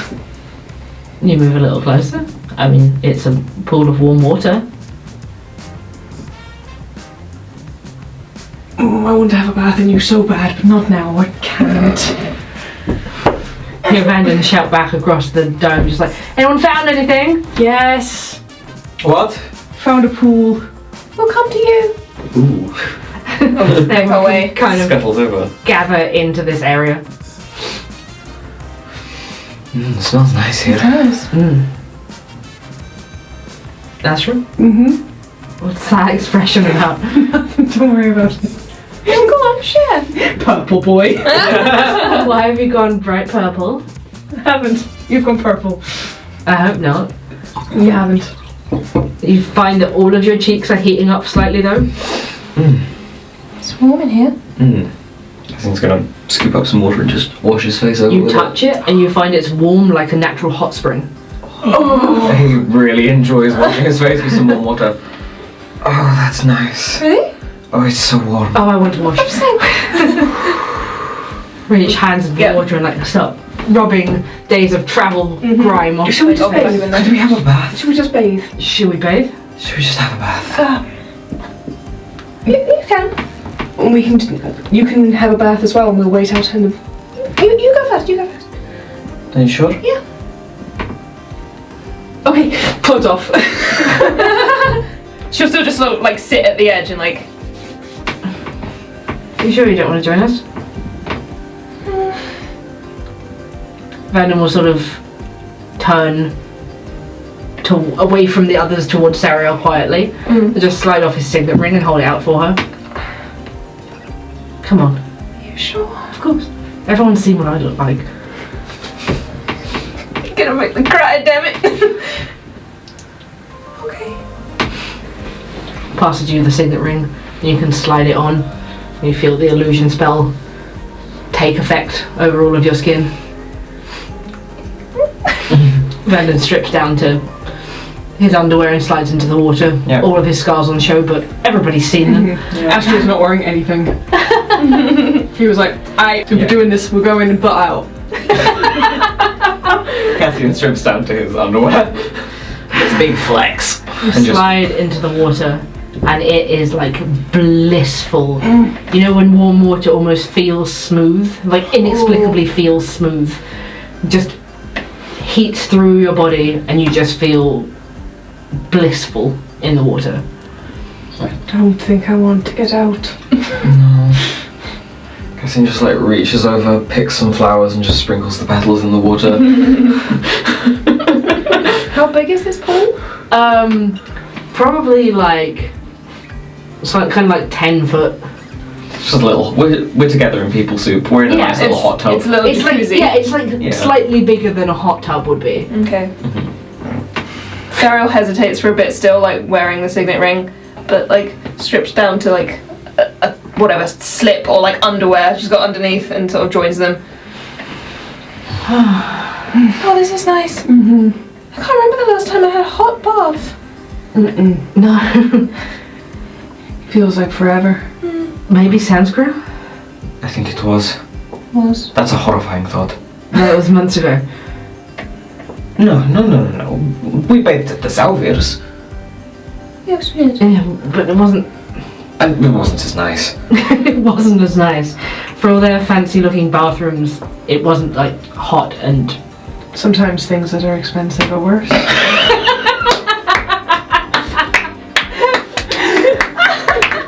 Yeah. I need Astra doing that whole speech. Everybody make me a charisma save. Oh, cool. For fuck's sake. 19. Charisma. 19. I've got a +6 to my charisma save. Oh yeah. What'd you get? 7. Natural one's a natural one, my dude. I also got 7. Vanden also got 7. Not 7! So I'm just fine. I mean, you don't know. You know what the DC is, man. Like, you're fine. You feel completely relaxed. Everyone else feels like, how to describe it? Loose-tongued. Like you could talk about anything right now. Oh no. Oh no. All of these flowers are aphrodisiacs. What? What? All of the flowers, they're aphrodisiacs. That's And why. And you just let me put them in the pool. I didn't know you put them in the pool. Vanden just goes bright red in the face. It's like, aphrodisiac bath. Oh! With 4 people. There's no shame in this. We're just friends relaxing. It's fine. You said we're friends. Oh, shut up, Astra. Bit more than friends. A bit more than friends. What do you mean? What do you mean? Don't bother him about it.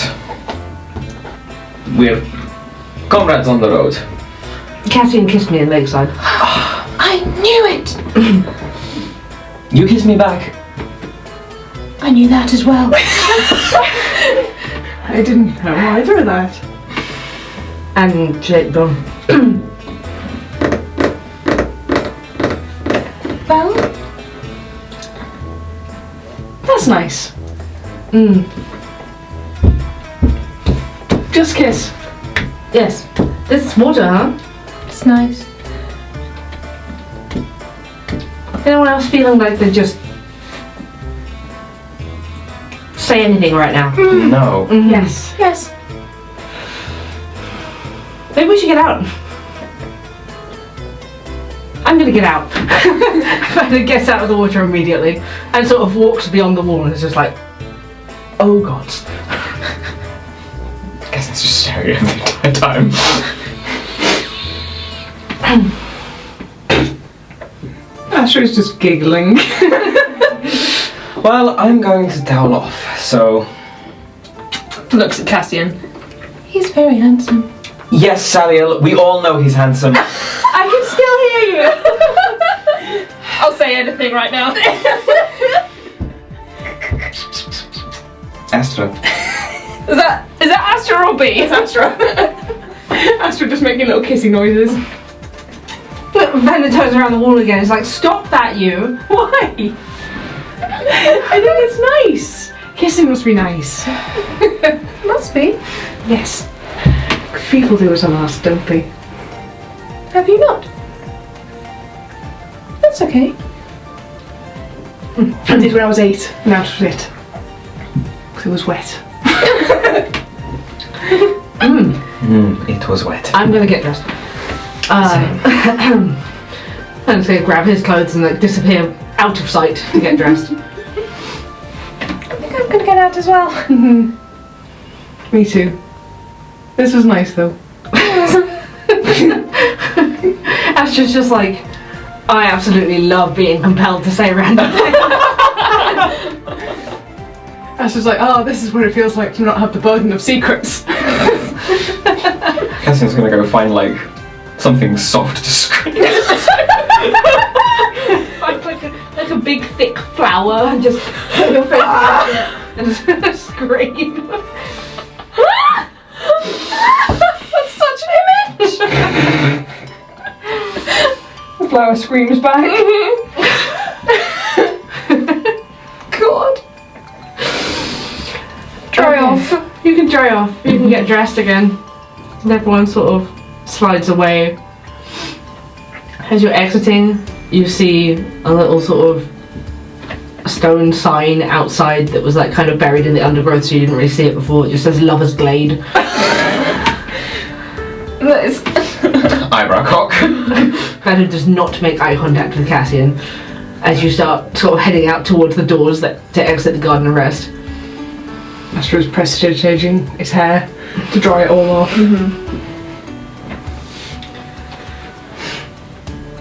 As you find your way back down the winding, overgrown paths back towards the exit of the garden dome, you find a strange atmosphere, kind of heavy and dizzying, coming over you. And you realise that you've been walking quite a while longer than you did coming in. And suddenly there's less, like, exotic jungle plants. And you start to realise you're walking on dirt floor. And you're surrounded by trees. Very recognisable trees, Astra. A dense and heavy woodland of old trees. Thick branches, rich, with leaves that block out the light from the sun, making the forest dim and mysterious. Moisture lingers in the air. Moss grows on every tree root, every trunk, every bough. You recognise the Raveni forest. No, what? Wait. And we're all seeing this? We're all seeing this. Okay. Was the water too hot or something? This isn't right. Astra, to you this feels perfectly right. You feel extremely content that this is exactly where you want to be right now. Oh, I've missed you all. What? So much further. What? Where are we?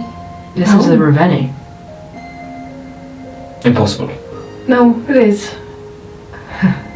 But This is where I grew up. but how? as Astra insists, it stops feeling weird. I suppose it is. Long way to travel. It's been so long. If it's not far, then let's keep going. Okay. As you keep walking through the trees, a shimmer of mercurial laughter peels through the silence, sending an intrigued shiver down your spines. Astra, you recognize this sound familiar to you.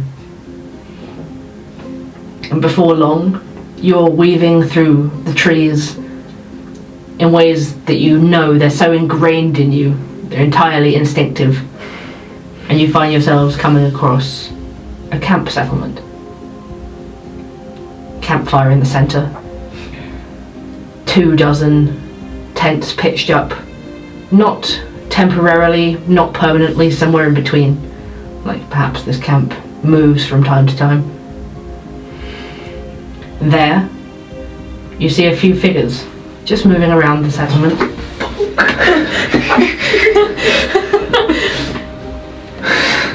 You can see a sort of middle-aged tiefling, albino, white skin and pink eyes, white hair pulled back and across her shoulder in a loose braid, some strands kind of framing a warm and welcoming face. She's at the fire pit cooking something in a huge pot. White horns arch back from her temples and twist as they curl around her head. Her pink eyes are framed with long, dark lashes, plenty of lines that tell a story of both laughter and sadness through the years. She's slight, delicate hands and features, wearing a simple green and brown dress. It reminds you vaguely of the clothing that Astra arrived in when you first met him. Alongside her is a younger female tiefling, teal, same colour skin as Astra. Hair down to her mid-back with braids and flowers weaving through it around her short and still growing horns. A round face with large rose gold eyes and a much larger smile. There's sort of a mischievous look in her expression as the older female tiefling turns away from the pot and she reaches down and picks up what must be like a stone pot of herbs and just sprinkles a bunch more into the pot and hides it again when the woman's not looking. You see coming through from the back of the settlement, like perhaps they've just arrived back, with some hunted rabbits strung over one shoulder, 2 more, an older teal tiefling, about 6'6", dark green hair with flecks of white at the temples, shaved at the sides, the excess of it pulled back into a small bun. On his face he sports a well-manicured beard that shows signs of age as well. There's a frown on his face. It looks like it's been permanently set in by the muscles from how natural it looks. Got broad shoulders, quite a muscular frame, and his hands are slightly scarred, looking like he's worked hard through his life as he carries in like a hunting bow and this sort of like string of rabbits that have been hunted. And behind him, looking very much like Astra but a little younger, another teal tiefling, 6 foot, hair in a similar style to who must be his father, and although lacking the signs of age, still a pale green like Astra's very life, bit more like Vanden's sort of figure, similar to their mother as well, although you can see that he's trying to take his father's mannerisms and expression as he walks back into the camp. But he sees Astra and runs to him. Oh. And the rest of you see Astra run back, and they embrace. They hug one another. He turns to all of his family members and greets each of them, and all of them just look delighted to see him. They pull him close, and then Astra turns towards you, excited, and he gestures you in, and it's as though in a dream you know what he's saying even though you don't hear the words. He's saying, come and meet my family. I desperately want you to meet them, and to his family, meet my best friends. Okay. You're welcomed into the settlement, and you're introduced to his family members, his mother, Aset, his father, Katelyn, and his brother and sister, Emil and Lunette. And they seat you around the fire and welcome you and listen to your stories, and just like a dream, it's like they're flickering between these moments. And it's completely content. And they are proud to have Astra home, and so happy to meet his friends. Astra, you feel utter bliss, like this is your deepest heart's desire. And then you emerge from the vision. You find yourselves deep inside the gardens, somewhere that you haven't been yet, off the path, like in the middle of the plants. What was that? What was that? What just happened? We all saw that, right? We were in the Ravenni. Astra? Was it real? That was your family. Back home. What kind of trickery is this? I don't know. Astra. Sorry, I'll go take his hands. Let me squeeze you back. Ben is going to hug you. He just wraps his arms around both of yours and pulls you close.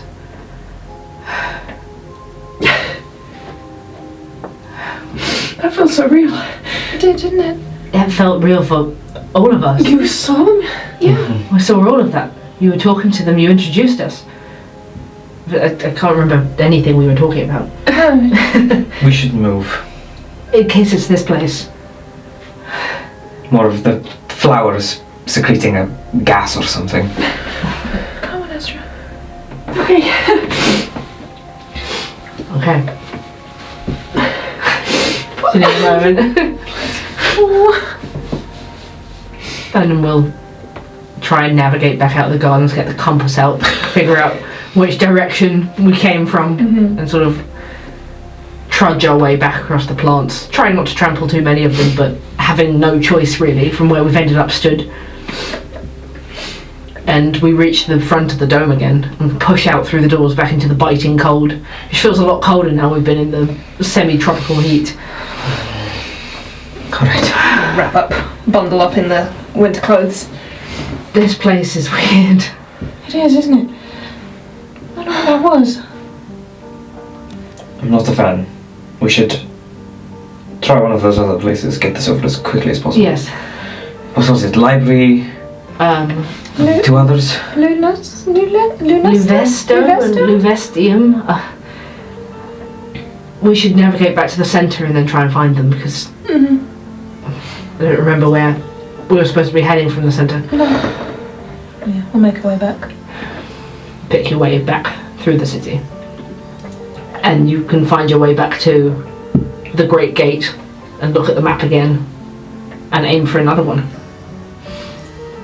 So which one do we want to head for? There was... We've done the gardens. There was Lynn Delamar, Windsong, Library, Luvesto or Luvestium. The first one, does that translate as anything, or is it just a Lynn word? Delamar, Cassian and Astra and Sariel, all together sort of mixing the language skills. Yeah. You could like sort of figure out what the derivative words were and work out House of Song. House of Song, derogatory. So House of Song, Windsong House, Library, and then does the last one translate to anything as well? So you've got Luvesto, which translates roughly to like Moonlight Palace or Moonlight Citadel. Okay. And you've got Luvestium, which the first part is like something celestial again, like moon, stars, something, and the second part sort of suggestive of research or study or something. Are any of them like close-ish together so we can do a 2-in-1? Yeah. Or like a sort of a pathway between them? Like if we got out some paper or something and marked it down. Yeah, and to make our own little could map. do that on parchment. The Luvestium and the library are not far from each other. Then the Lindelimar, the House of Song, and the Windsong House are not too far from each other either. Okay. So if we do like those two and then those two. And then the last one, you can probably presume that this palace or citadel might be that building across the plaza. Okay. So if we do like the House of Song and then the Windsong House. and then Song. song house, Song. and then the library and the Luvesto. Okay. So, I mean, should we try the gate across the way? Seeing as that one's right here. Okay. Why not? You can walk up to the gates across the way, but when you try them, they don't open. No way of like climbing them or like any other route inside. They're pretty tall and they're pretty slippery. Sariel just goes savage. Should we just try the others first? Yes. House of Song? House of Song. House Sure. of Song. Great. Okay. You continue to navigate again across the city. Just say make a group survival check to try and track down where we're going. For fuck's sake. What kind of time of day is it? Now, probably like early afternoon, like sort of midday, 1 p.m. That's a crit 25. Nice. 18. 9. Vanden got a It's just 2 out of it at the moment. 11. So between you, I'd say, yeah, you can identify the House of Song and make your way towards it. As you do, you're walking into a different part of the city. You pass through sort of a quadrant that looks to have less houses, more open spaces, more plazas, lots of celestial and like dedications to Sayanine, that sort of celestial statues and dedications to Sayanine. Make a perception check.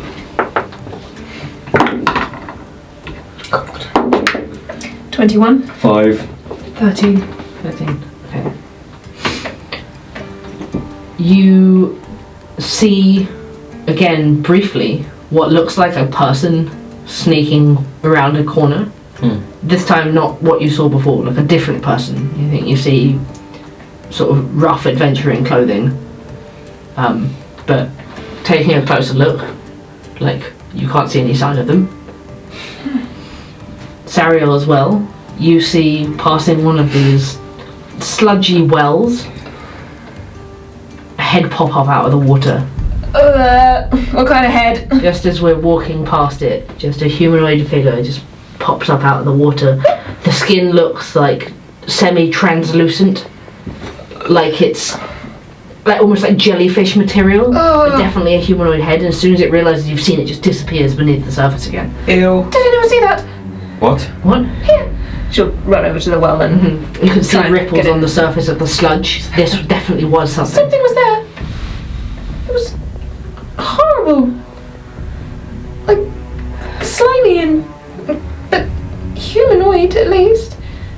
Anything that can live in that water, I don't exactly want to meet. No. Maybe stay away from the water sources. I don't like that. Okay.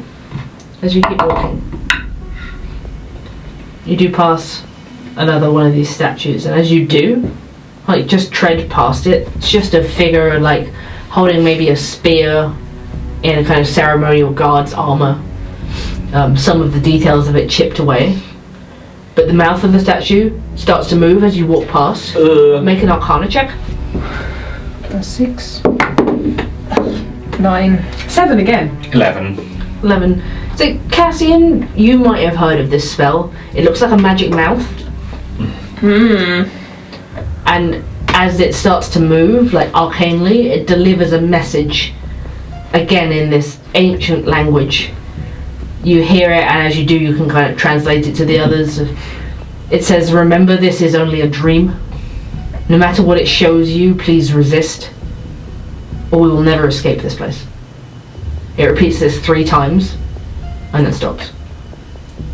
Remember, this is only a dream. Cassian just kind of stands still and then looks to Astra and the other two. I think there is some sort of illusory magic at work here. I could understand some of that, but it was odd. To remember that it is only a dream. Otherwise, they will not be able to escape. No matter what it shows you, please resist, or we will never be able to escape this place. Yeah, translates that. Don't trust what it shows you. That's really honest. This statue is kind of like central in one of the squares, with a surrounding of buildings around the area. And when it speaks out, it like booms through the area, almost like a tannoy. So you all saw everything I did, and it was all none of it was real. But how did it know to show you that? I don't know. Whatever it is. I don't know. Would explain why people have gone missing here. Maybe Promises. they couldn't resist. Well, we will never escape this place. Maybe that's why they left. That this was happening and people had to escape, or what? Escape what? Just some images? I don't know. It's very strange. It did feel like a dream though, didn't it? Everything went so quickly. I mean, it felt like a dream, but it felt real at the same time. Like we were awake and not sleeping. I mean, elves can't be put to sleep, right? No. So we weren't sleeping, and we walked through that place. We did. Almost like a huge illusion. But it felt so real. It did. Magic can make you see lots of things.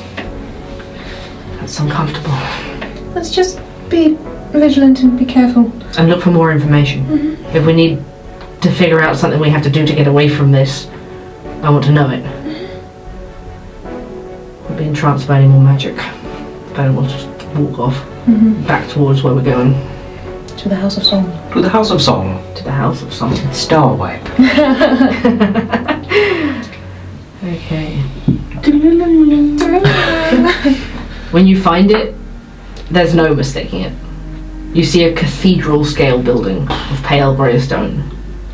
After thousands of years of biting winters, like most other buildings, the outer stone of the structure is littered with cracks and splits, as though made of a sheet of ice that's been struck by a hammer.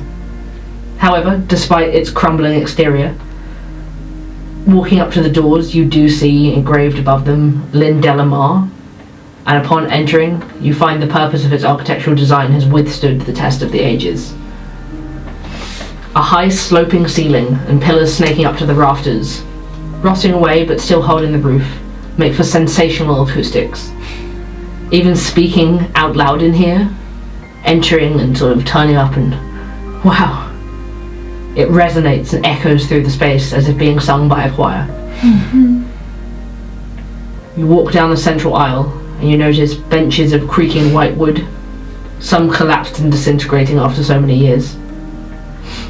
There's no religious iconography in here. It does not appear to be a worship space. It's not like the Cathedral of Bahamut. More so a place that people could perhaps come together to unite through song.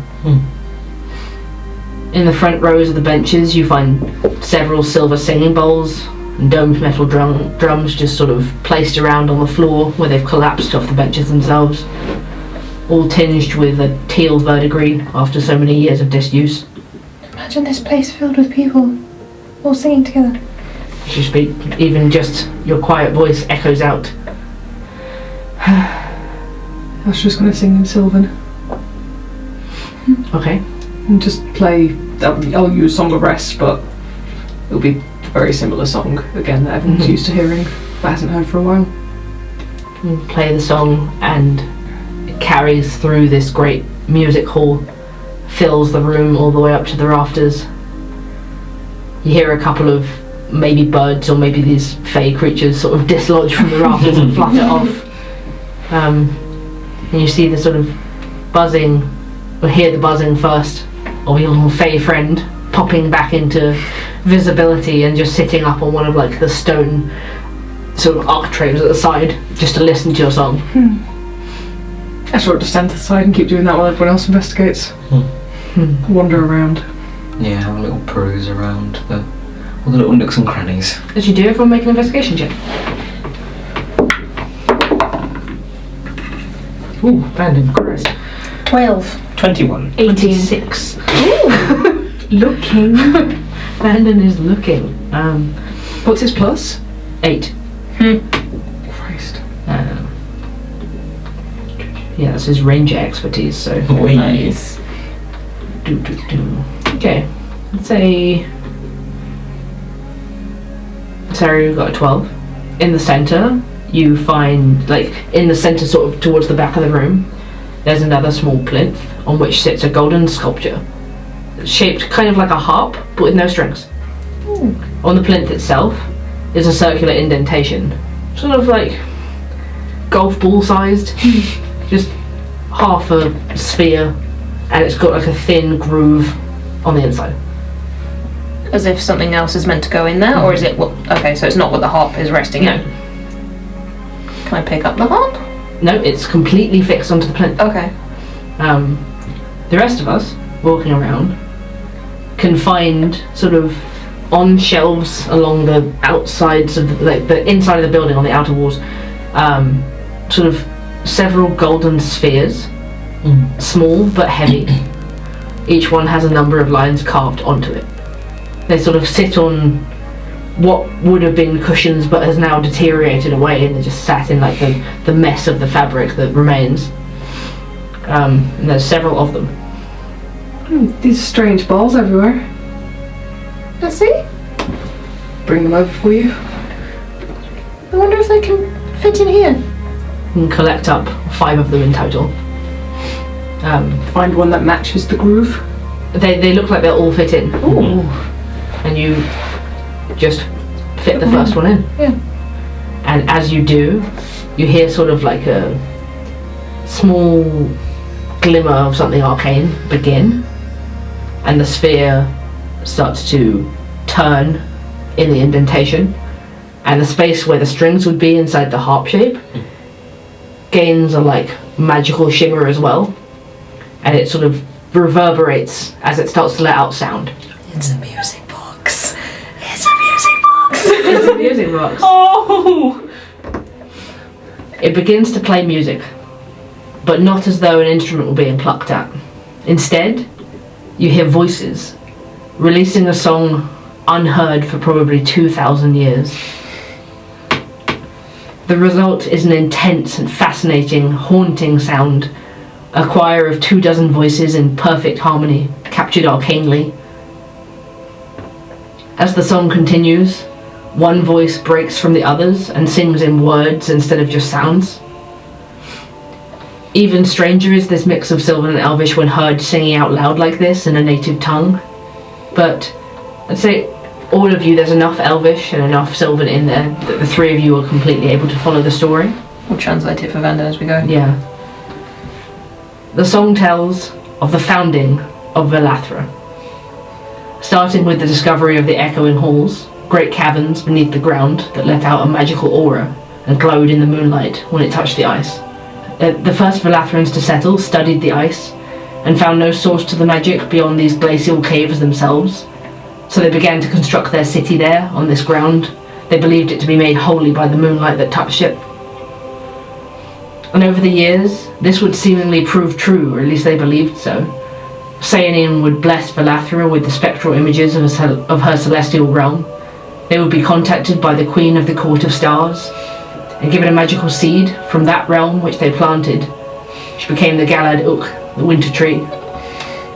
And so Velathra expanded and continued their research, and found their magic made simple and powerful by the glacial caves in a way that it never was elsewhere. That song rings out for a few minutes, and then comes to a stop. And the glimmer in the harp just ceases to silence again. This is amazing. This is... I've never seen anything like this. They can capture music like this. I wonder if the others are all different. We should definitely try them. We'll take out the first one and put another one in. Such a strangely advanced civilization. What a shame to have lost it. I wonder what happened to them. The next song starts. This one tells the story of the forming of the 3 silver staffs, how they grew out of the tree, and then the branches gave way and fell to the ground and just became these 3 staffs. How they were a powerful gift from Sayanin, who loved the winter tree so much that she bestowed it with its own magic. The next sphere after that sings of Sayanin's beauty, how she left drops of moonlight in her footsteps as she walked. Love this song. Banger. How those two gave the Velathrams their magic. It talks of Seanin's love for Katelyn, and the melancholy and tenderness of which the Lady of the Night Skies looked upon the god of the arts. It talks of how when the moon has a moon bow, a ring of rainbow around it in the sky, Katelyn and Seanin must be together because the lunar lady is happy. Oh God!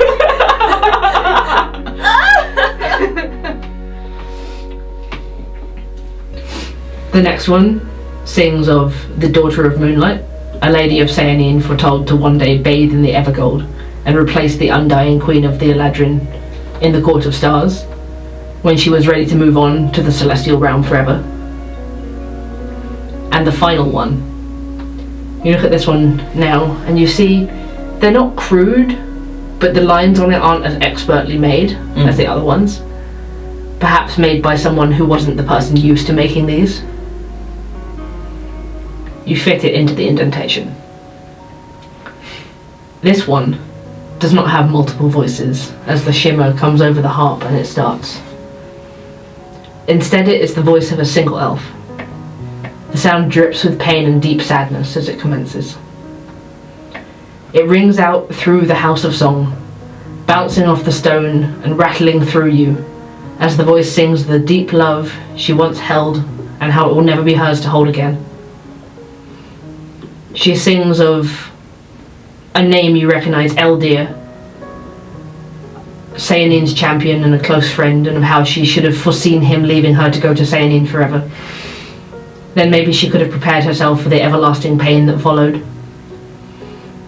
How she should have told him the way she loved him. Selfishly, she wonders if there's some way to see him again. As the end of the song rings out, the soft sound of her voice turns to sobbing, which fills the vast chamber before falling into silence. So sad.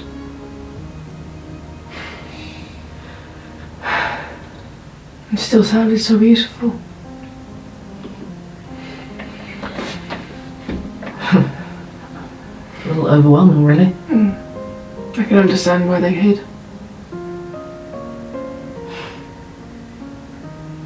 This place is just so incredible and terrifying. Yes. What a way to capture memories, though. No way to play them other than here.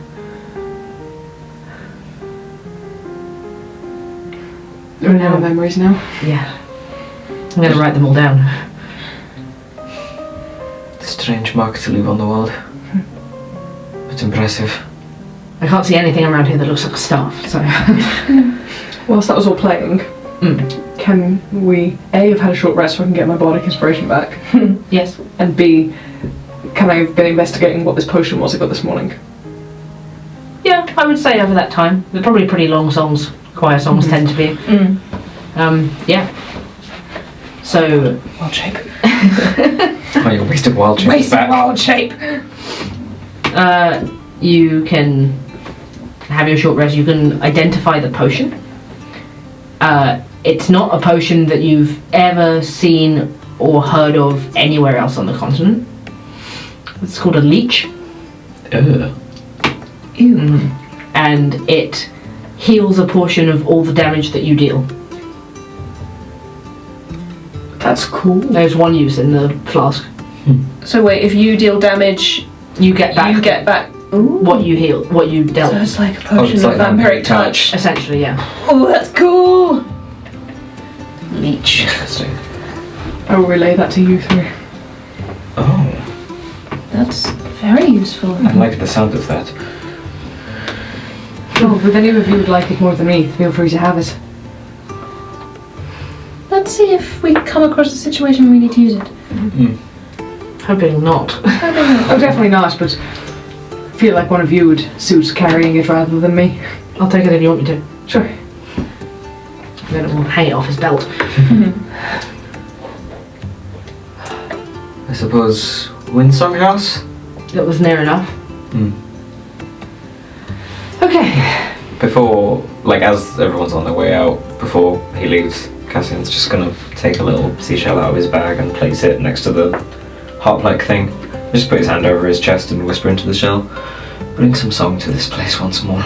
Oh, And walk away. how dare you! As you walk away. And you step out onto the street once more.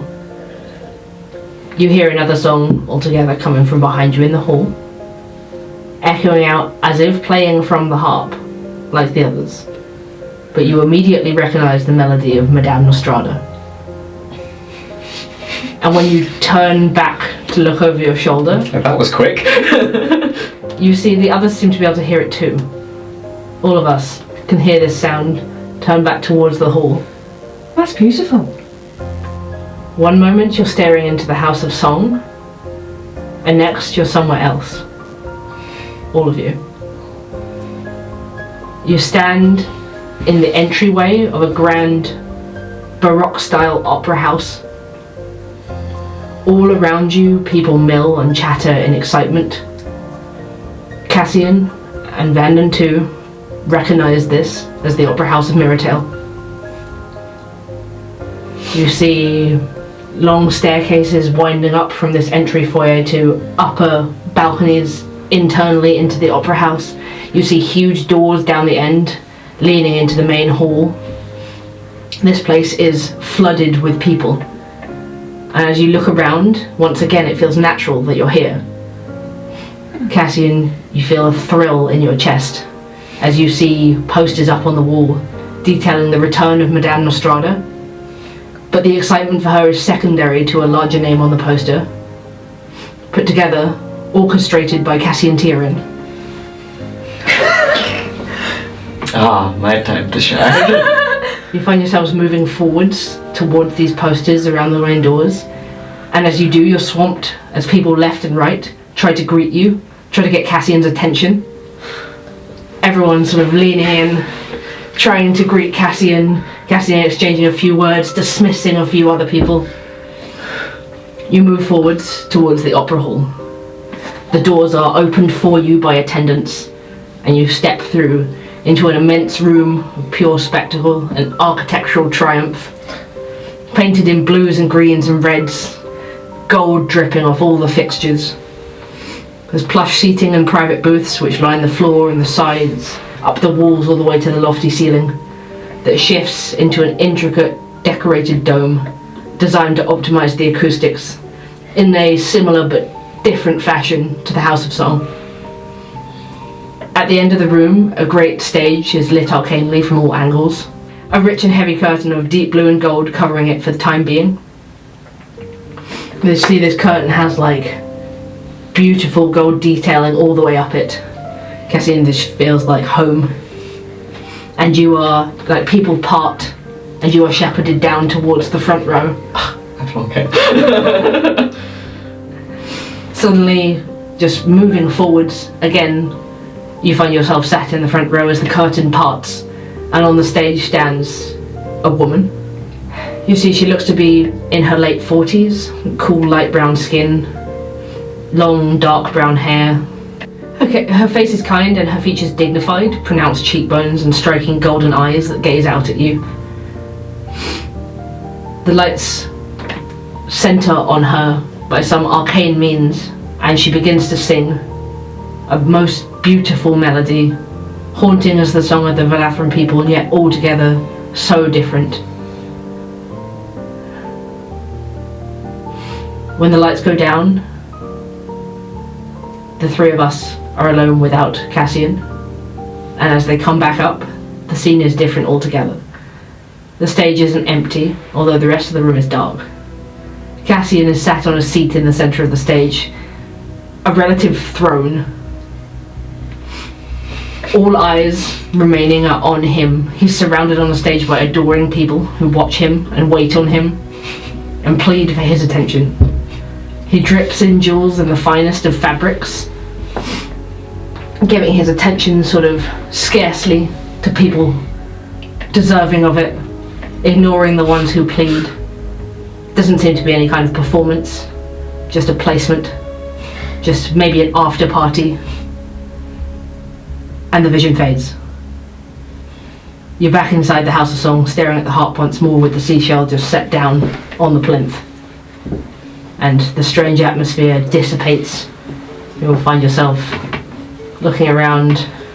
What felt natural to watch now feels alien once more. What was that? Again. Where was that? That was Mirrodale. The Opera House. How? What was all that about? Well, that's not a memory. No. That's just... I never got to see my favourite singer perform. And that was her. Madame Nostrada. Yes. Hmm. And the bit after that? Let's not pry Okay. on somebody else's strange vision. Is it a vision though? Well, it's not happening, is it? No, but And how does... I don't know how it belongs to someone when we can all see it. It's like the city is forcing us to watch it. Well, whatever you are, stop messing with us. Well, while we were watching Cassian on the stage, was there anything in particular that we felt? Or were we just observing? Kind of just this, like, aura off him of radiance. It's very much gone now. Shocked Pikachu face. Hmm. Very odd, this place. as we're walking, just like, I don't know, it's just, the word visions is always something that'll happen or come true, or, I don't know. I don't feel like it's some sort of divination. No, definitely not. Illusory. Mm. It's very hard to snap out of powerful ones if you don't realise that's what it is. I don't feel like I'm being... I don't feel like I'm being put under some kind of mind control. Mm-mm. And it felt really real. Introducing you to my family, but... well... that's not going to happen. So... I don't know, it's just... I know that it wouldn't. Why not? Well, you can't. Why not? Because of where we are. You can't go there. Which is the Ravenny? Yes. I've been to the Ravenny before. I suppose you have. But you were that hunting that... you know that guy that goes into the Ravenny a lot with his men, don't you? My cousin. Yes. He's very easy to turn around. What does that mean? What does that mean? He's never told you about the tieflings living in there though, has he? No, but I mean, we don't speak often. You know my cousin? I don't know him, but I've seen him. Anyway, you can't go there. Okay. That's all there is to it. It's like a private little group or something. Yes? Well, I guess we'll take your word for it. They seem really nice though, your family. They are. It would be nice to meet them. If that would be okay. If there was ever a way.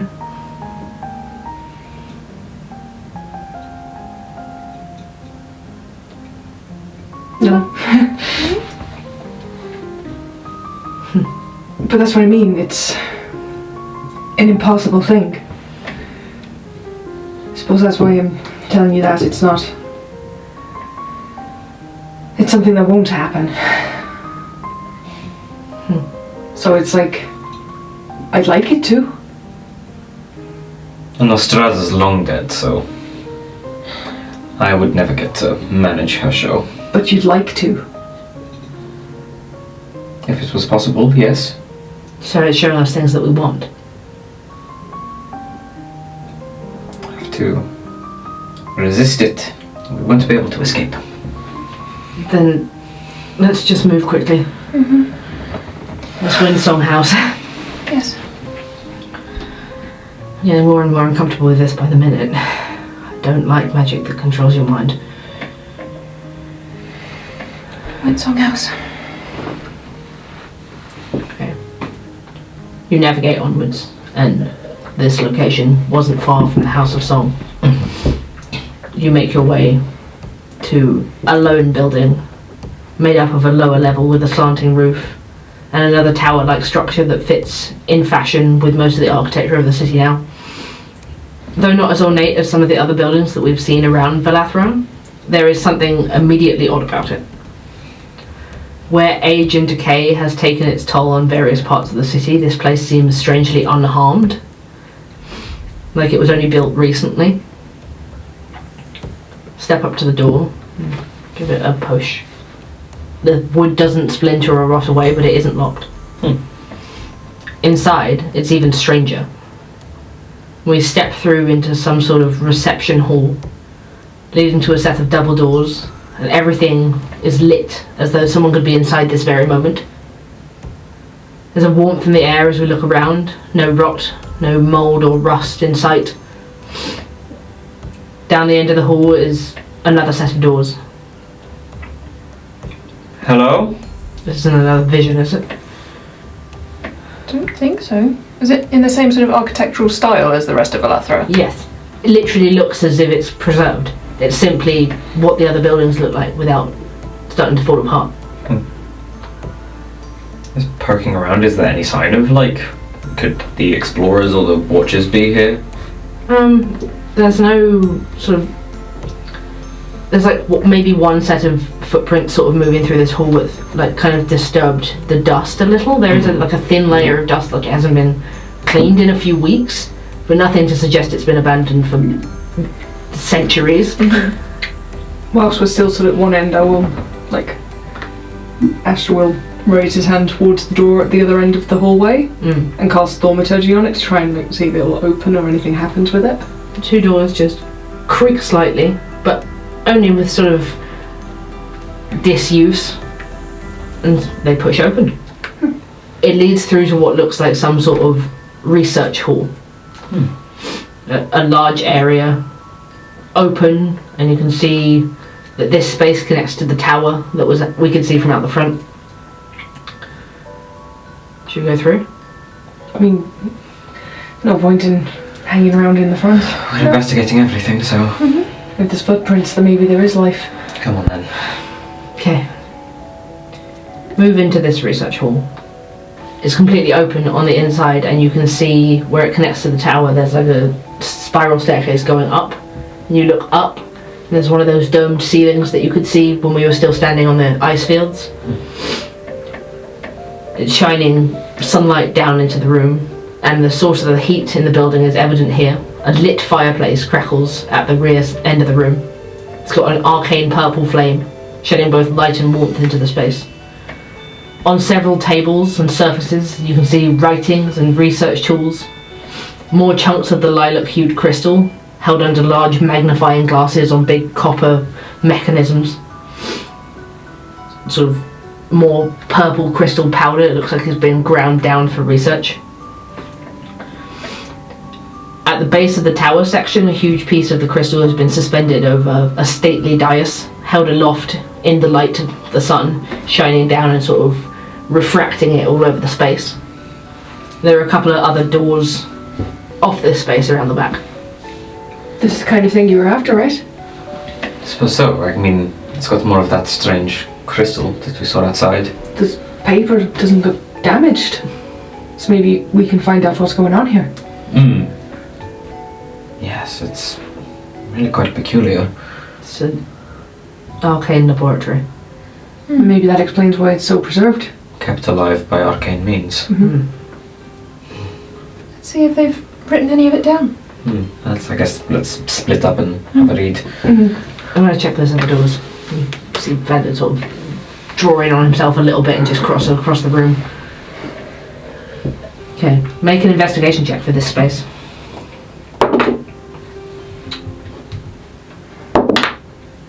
Crit, 22. Nice.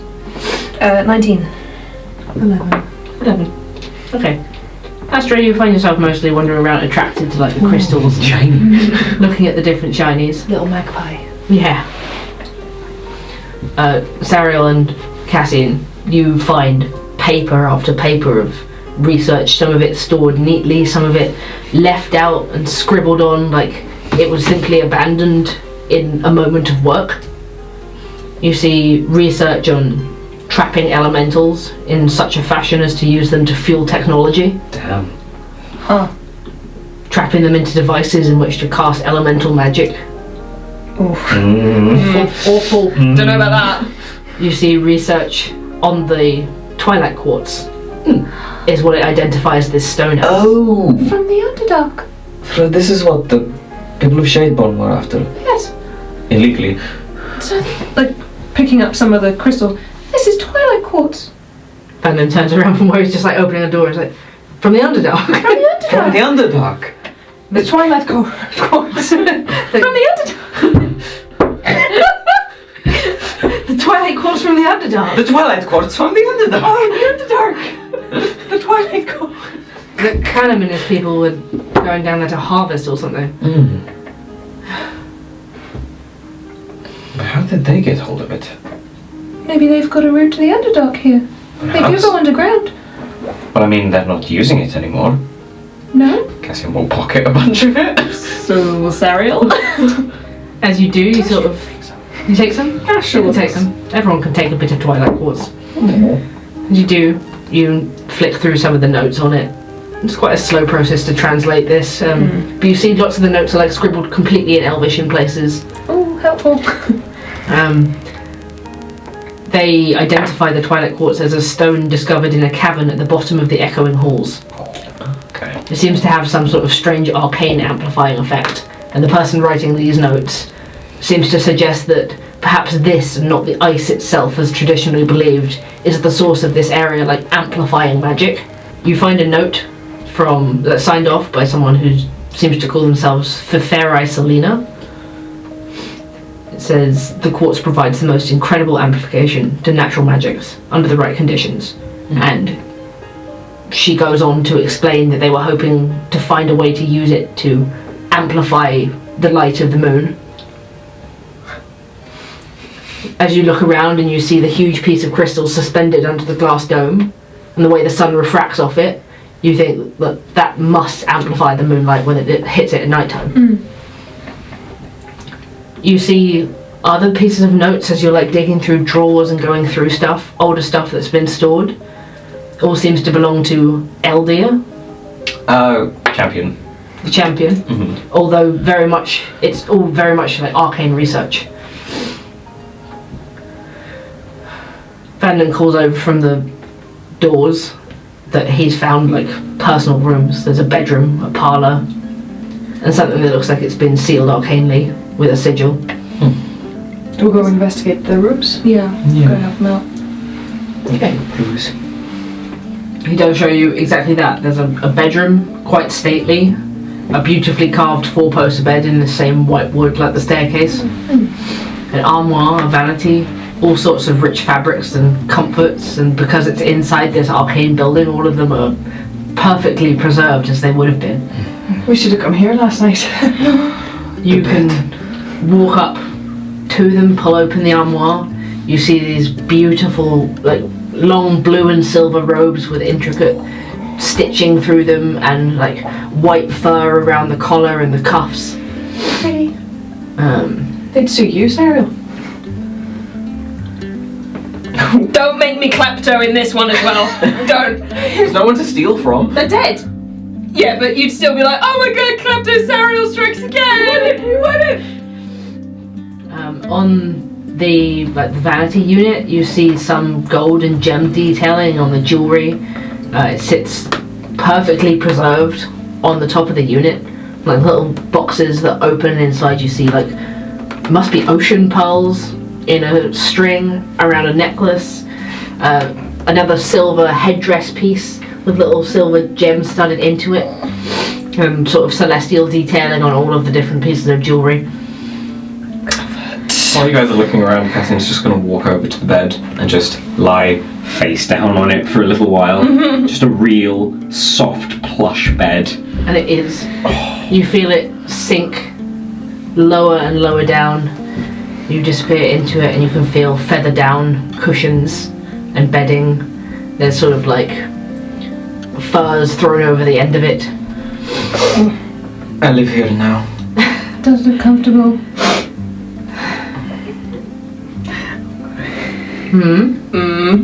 What prank are you going to pull on me? I'm just going to cast Thaumaturgy on Cassian.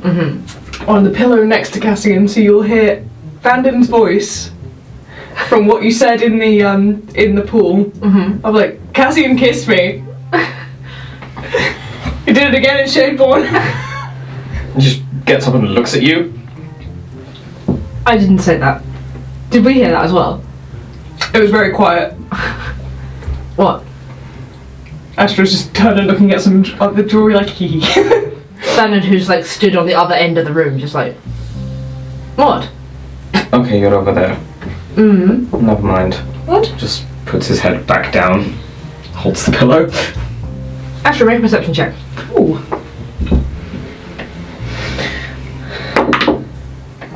12.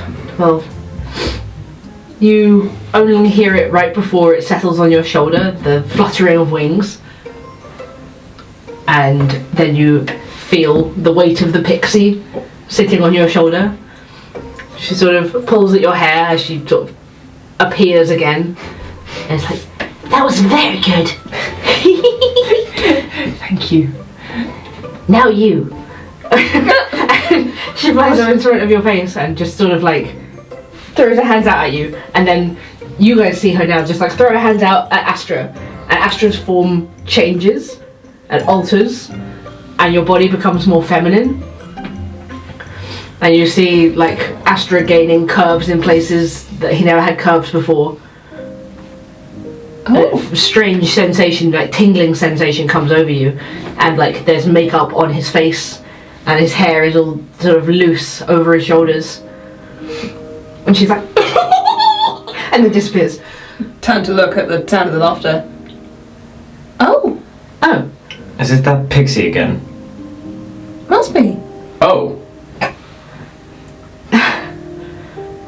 Very pretty. very pretty.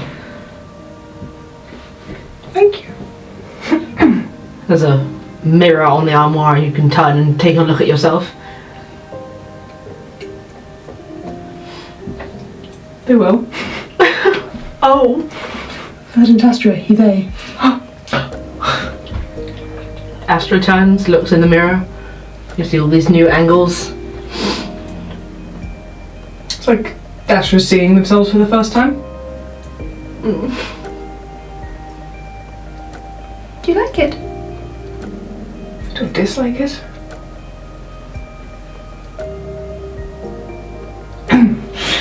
Silly. It's a prank, isn't it? You look stunning. You do. Thank you. Anyway, then it's going to go over to the vanity and be like, look, it's obvious no one lives here. Feels weird, but perhaps we should take some of this stuff. We're not, you know, swimming in money. Right. So long as no one will miss it. Who would? Well, new jewellery sounds nice. And sort of collect up the different bits and pieces. After a minute, Astra, you see it fade again back to your usual body. Should we check the next room? Yes. Sure. You okay? Then we'll just lead you out and into the next room, into the parlour. You can see chairs and a table and a fine sofa with beautiful designs on it. Painted on the wall is like a celestial mural of the night sky here. with like greens and pinks sort of snaking through it. Overall, doesn't look like there's much to find in here. It's just a sort of beautiful piece of history preserved in this room. A nice room. And the last door?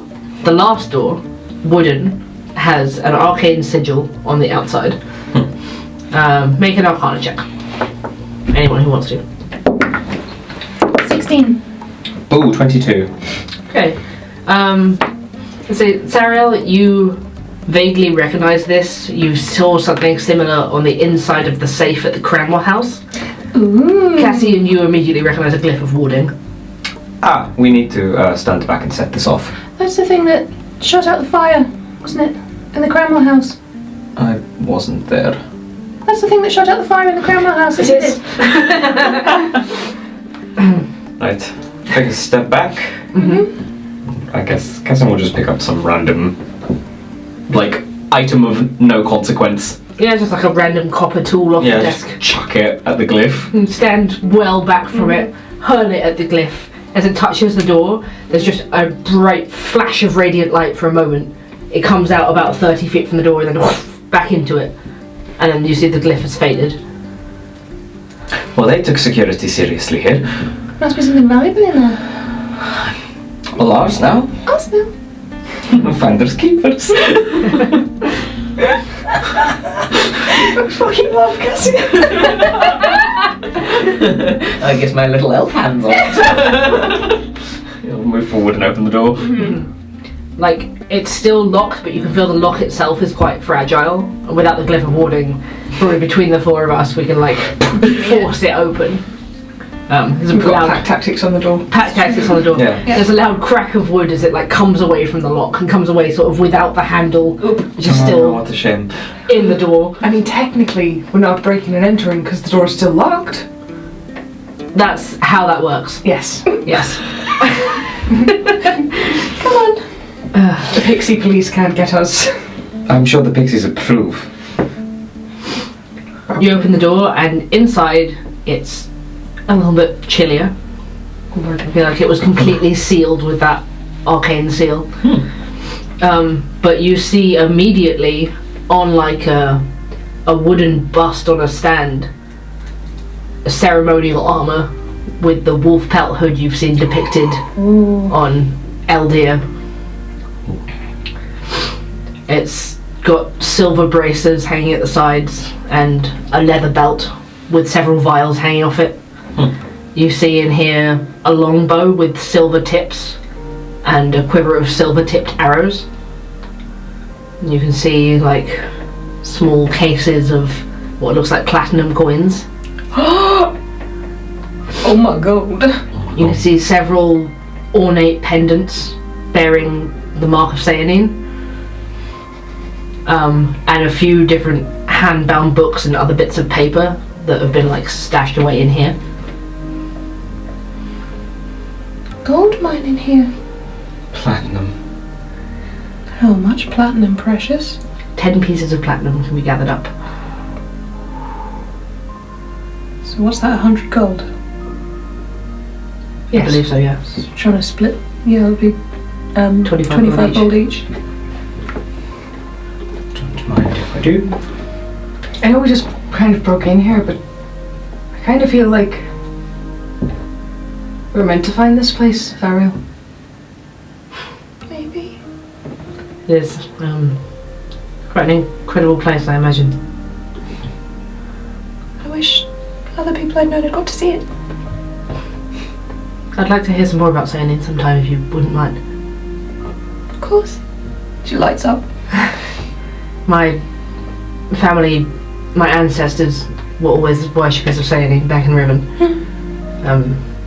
It's only recent years, my family, recent ancestors in Miratel who sort of moved on from the faith, but Shame considering you were born in her month. yeah, I'll tell you everything I know about her. I'd like that. I'm going to look at some more of these papers. Yes. Have a rifle through. Yeah, is there anything sort of worth taking in this room? So the symbols of Cyanine don't look arcane, but sort of just like embellishments, you imagine, like religious tokens. Vanda's gonna take one of those. Sarah There's will 4 as of well. them all on silver chains. Yeah, Sarah will take one as well. Even though she has something similar, but Mhm. this one's nice. It's probably like a much more archaic design, like something you've never seen before. Yeah. If you're looking, the longbow gives off a sort of thrum of arcane energy. And then there's the papers, of which there are many of them.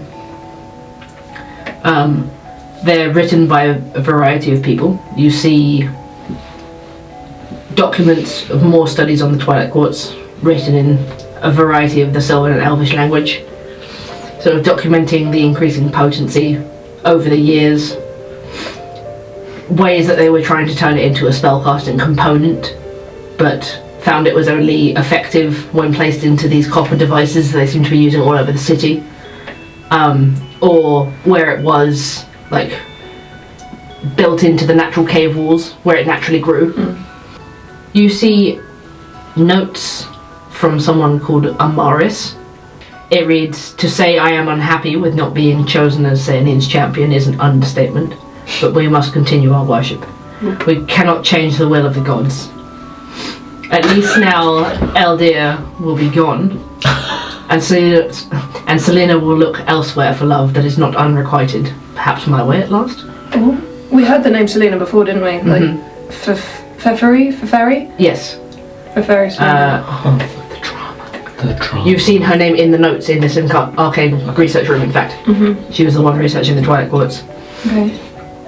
You see sort of blueprints and plans in here of what must have failed, but ways to embed the Twilight Crystal into weapons and things like that, or into defense mechanisms that place them all around the outskirts of the city for like anyone who would approach. You see year markings on some of these, but that's not marked down in a way that you've ever seen the date marked down, which means these must be recorded pre-year 0 Wow. of modern history, Oh, with some boy. other system to record it. Damn. Seems to have some relation to like the lunar cycle and how many cycles they've been through. Man, that's like 2,000 years ago. Yeah. You see notes on the creation of a 4th staff. When the whole city had anticipated Amaris being Cyanene's chosen champion, wielding the war staff, a 4th staff was created by Selena herself for Eldir. Any hints on where that might have been placed, Precious? Not on these documents. You see what looks to be a diary, which isn't like placed in here in the same way everything else is like neatly laid out on the shelves and stuff. It looks like it's been shoved in here for safekeeping. It's sort of slightly under one of the shelves, and you flick it open and not many of the pages are filled with anything, but one of them has been hastily written on and stamped with what looks like maybe an official stamp of the city or something. It reads, "I know I should not be using this seal, but the coronal is gone. Velathra has fallen. We have entombed the Sauralul," and you can't translate that word. You're looking at it and just you can't make sense of any of the sort of different connecting words. "We have entombed the Sauralul in the ice, but I do not hesitate to call our people away from our once great city. It is no longer safe in Velathra, and we cannot get rid of Selena's spell. This morning she threw herself from the staircase. I believe she must have seen what she dreamed of, or perhaps she was simply wrought with guilt. Please know that we did not give up Velathra without a fight." It's signed Alera. This is much to think about. Something terrible is trapped here. I can't translate that at all. Neither can I. I've never heard of any of this, so how do you even say it? Sauralul. The Sauraloo? I've never even heard of it. No. Some ancient thing. Suddenly feel like we definitely shouldn't be here. We have people to find. We do. And get them out as quickly as possible. Okay. Perhaps Hopefully we this can place... find them still alive. Perhaps this place was better left forgotten. Okay. This Selena person keeps popping up. She seems important. I don't know what a fairy is though.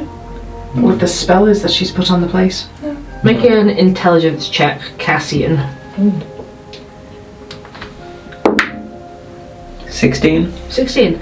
Let's say for fairy, like maybe flicking or going back to the where you first read it in the other room, you can look at it and kind of try and separate the sounds again to translate it. It looks like it translates into some sort of like divined or chosen sorceress.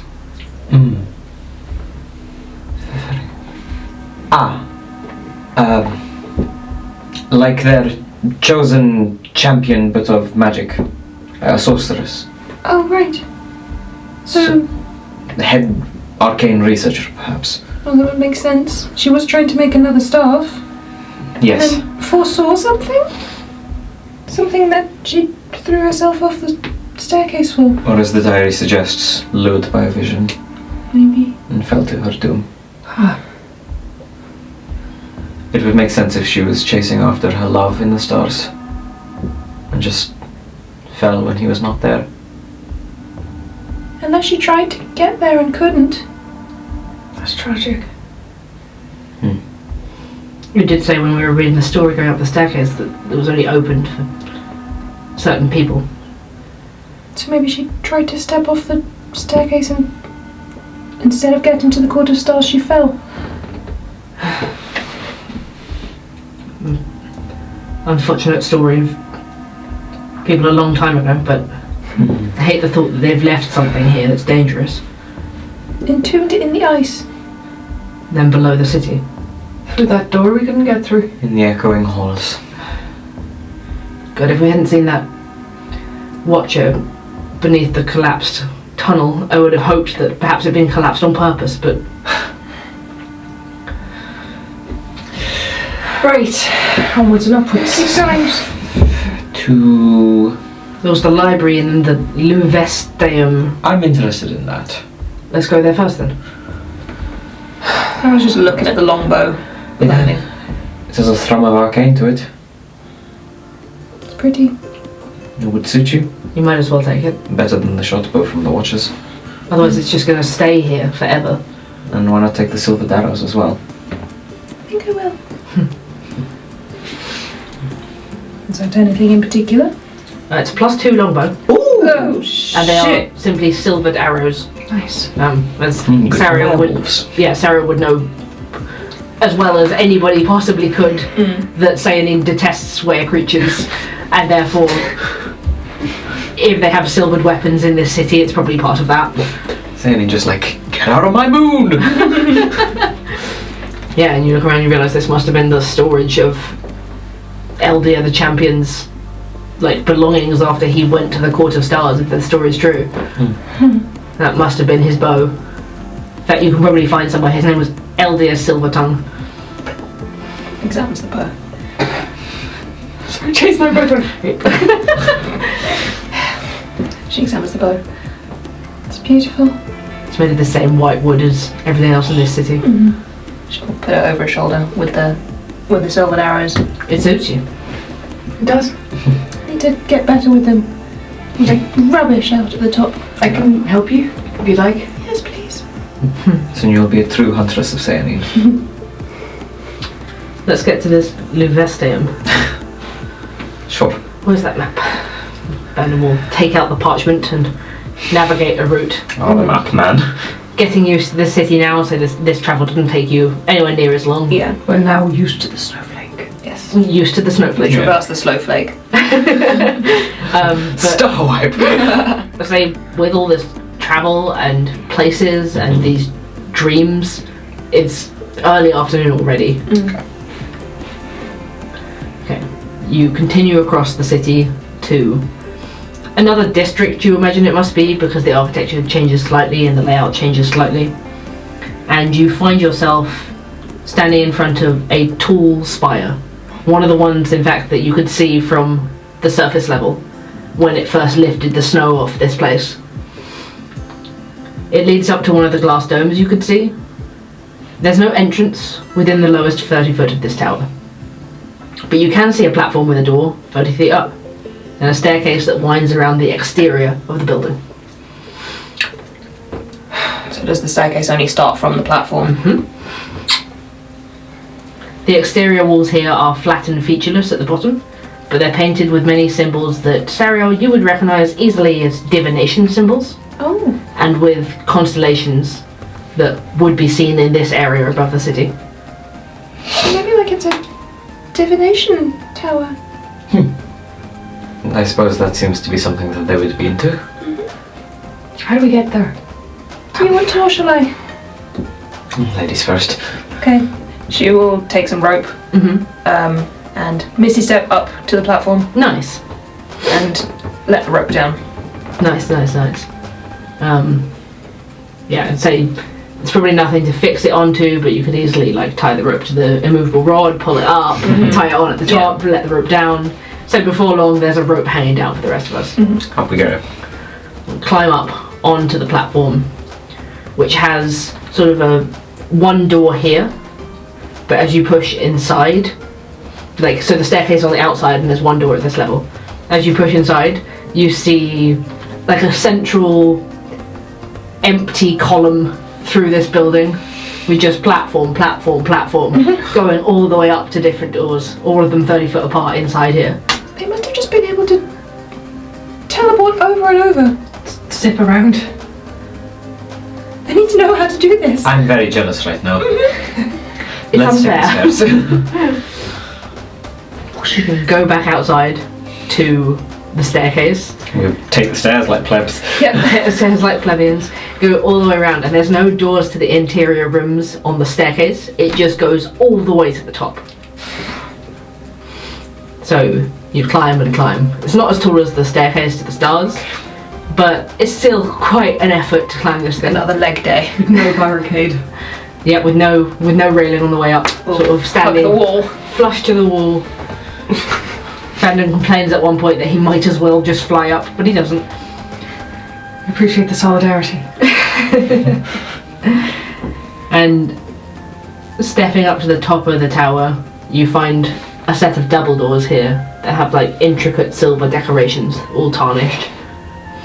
You can push them open and step inside, like the circular room at the top with the huge dome over it.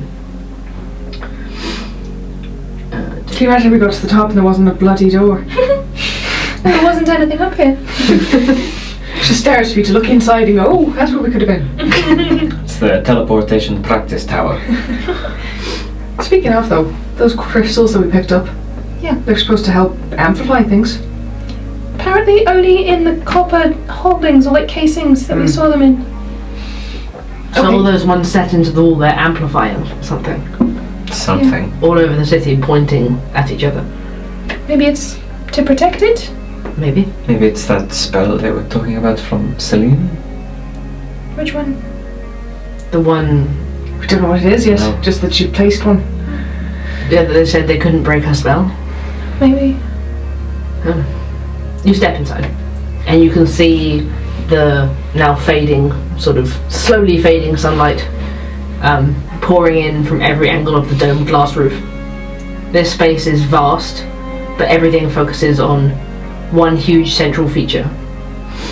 Above a circular platform in the middle, built into the ceiling, is a thick lens of glass, magnifying the sky above.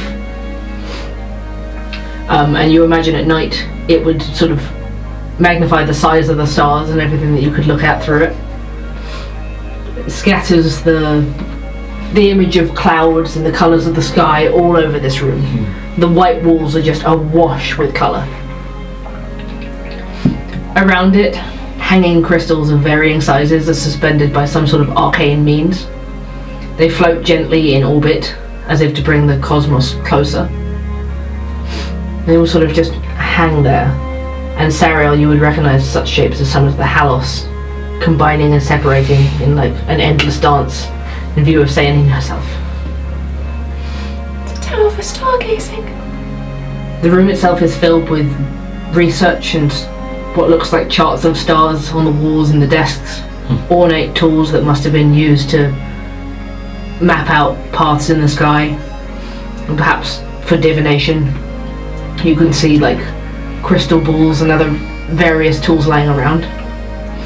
And in such a breathtaking place, it's hard not to feel as if we're being looked down upon here as much as we're looking up. It's just as beautiful. It's breathtaking. Imagine watching the stars from here. Every place here is more wonderful than the last. Must have been just fantastic in its heyday. I feel like they don't make places like this anymore. No. So this is those stars you were saying about? Yes, that sort of divine your personality based on your birthday. I'll point out the Voyager if it floats past us at any point. That's yours. It's the Voyager. It's hard to sort of see what kind of shape it is actually trying to make. And so we're just like, blobs. Yes, quite a few little dots.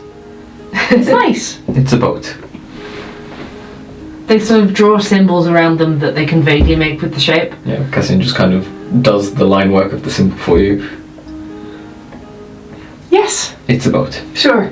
I'll point it out if we see it in the sky at any point. Okay. So you also see in here an indent into the floor, like a large square inlay that dips down about a foot from the rest of the floor. It's set not quite in the center, but like off to one side from this like central column, and you can see several copper studs at the bottom of it set into the stone. There's like 9 studs, evenly spaced. Around the room, as well as countless tools for reading the stars and maps of the sky, you can see several large copper slabs with various shaped edges, depicting strange uneven lines on them in dark paint or something similar. They look like maybe they piece together like a puzzle.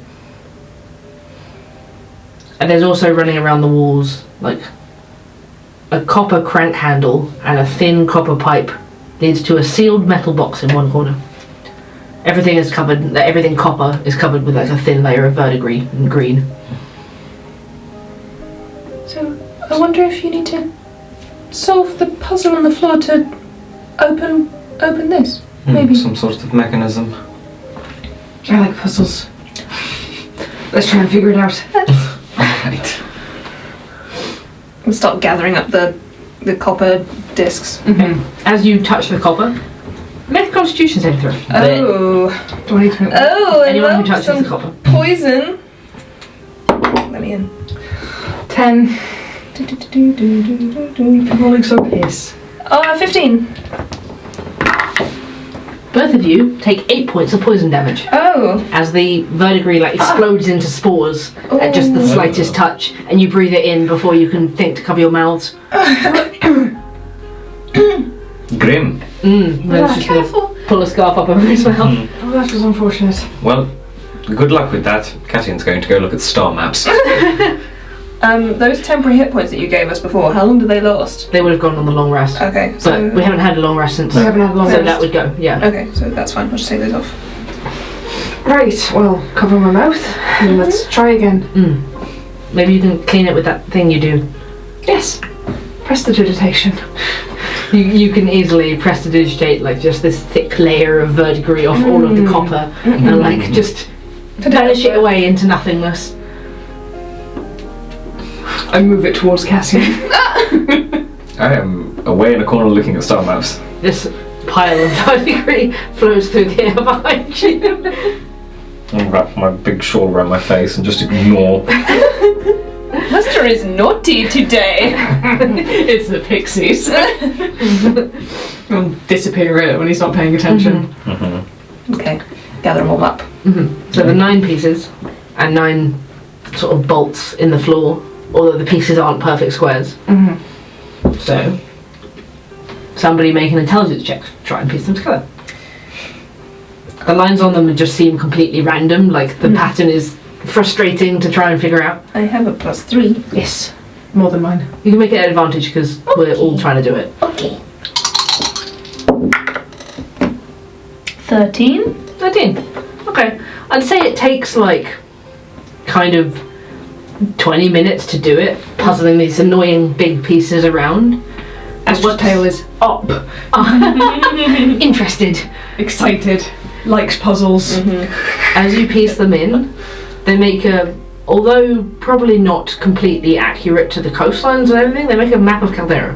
Oh! All the lines sort of connect as the puzzle comes together.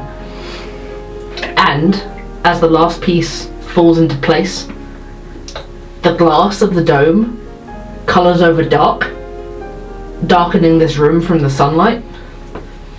The crystals floating above the room start to light up with a dull purple glow. Pinprick patterns on them illuminate on the now constructed floor in a vague pattern of constellations. Oh wow, look at it. Does this mean anything? I suppose you did it, huh? Yes.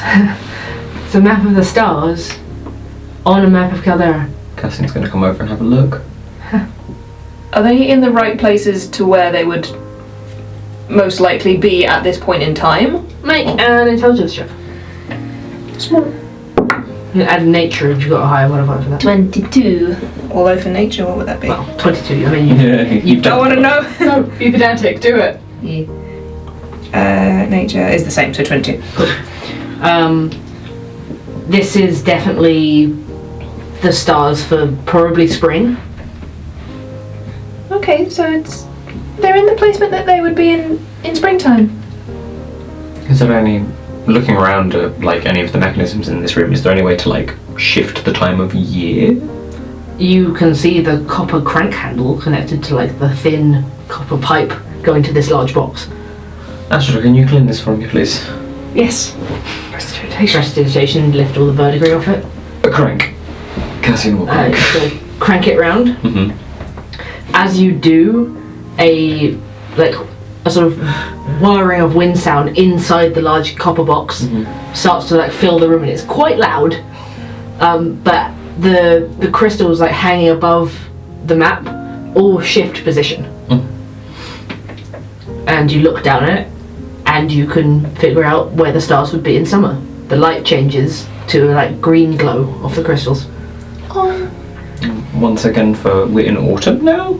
In game. In game. Are we in autumn? Yes. Yeah. So once again, to get to autumn. You crank it once more, and it goes back to purple, back to the spring constellations. Huh. No, I've seen this one. What's the next one? So it's only just showing spring and summer. Oh, there's some sort of clue in here, or another handle or something. Have another look around the area. Yeah. See if there's Okay, something if there's else to another it. crank or... You can't find another crank, but you realise, like, you can just about see the last of the verdigris on top of this copper box is starting to get loose by the way it's vibrating, it's shaking slightly, and there's an inscription on it. Clear.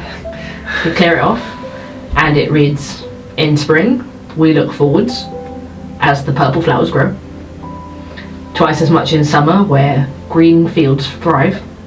In autumn, the world turns back, golden in its death, before we move slowly forwards into the blueness of winter." Crank it backwards. Maybe? Try and do it in reverse. You crank it backwards, and the light slowly turns golden. And you see the crystals shift again until they find the formation that they're in autumn. Okay. Cassian's gonna walk over and look at the map and just put his arms together and boop, boop, boop, boop, boop. Just light up the individual dots of the stars he knows he's supposed to be looking for. And then we'll come over and look at them again. Wait, what? Oh yeah, I don't think you were here for this. The other night in the Watcher's Woods, Cassian was talking about star maps on his arms. But you said this was an accident. I'm allowed to have my secrets, Vanden. Does it relate to anywhere on the map? Make another nature check. 6. 6. Can I make one? Because I'll be looking. Yeah. Looking. Please, do better than me. 20, dirty. Dirty 20. Okay. Vanden sort of turns away, and at Cassian saying he's allowed to have some secrets, it's just like dismisses himself from this conversation. Oh. Wow. However, Astra, you peer over simply what's on Cassian's arms, and you like look over the map, and it doesn't take you more than 30 seconds to find that exact combination of stars. There. It's way down in like the southeastern corner, over maybe the ocean. If there's land there, it's not on this map. I don't know what's there, but that matches, right? It's just in the middle of the ocean. Okay. Cassian reaches around, pulls out his spell book, and just flicks through and just marks down the location. How are you drawing on that thing? What? Your book. Yes, it is a book. I am writing in it. Yeah, but it's sopping wet. Yeah, exactly. Dripping. No, it's not. Of all the things for you to carry around a big, ugly, drenched book, it's not really your aesthetic. It's always so wet. Oh, prestidigitation. Are you messing with me right now? You try and press to change it, nothing lifts. Like there's no water there at all. Prestidigitation. Can you just stop? It's just a normal book. It's not a normal book. It's soaking wet. Always has been. It's weird. It's always dripping down your leg. I always wanted to offer to dry it, but I thought you'd say no. Reach out your hand. Touch it. It's perfectly dry. Ooh. That's dry. Yes, exactly. But it looks Why wet. does it look wet? Got an illusion on it. It looks really gross. Well, no point asking. Cassian's allowed to have his secrets. Alex gonna reach into his bag and take out his map of Caldera and put it down on the floor next to Giving you this one. such a dirty look right now. Alex not making eye contact. Down here. He brings your attention to the map. There's like a small island in the position where the star map sort of relates to. Of course, it's a much older map. So, Right. what is this place? I don't think it's inhabited. Well, if it is, it's uncharted. Somewhere off the... further out from the Bay of Blades. Yeah, way down. I mean, it's getting pretty close to the Everflow down there. So is that where you need to go? Yes. Okay. For what? For your friend? Yes.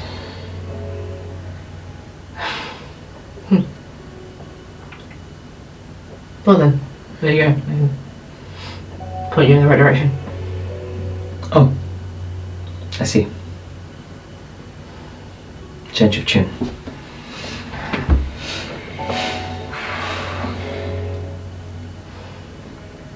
Well, that's something nice figured out. Let's just have one more look around this place. Sure.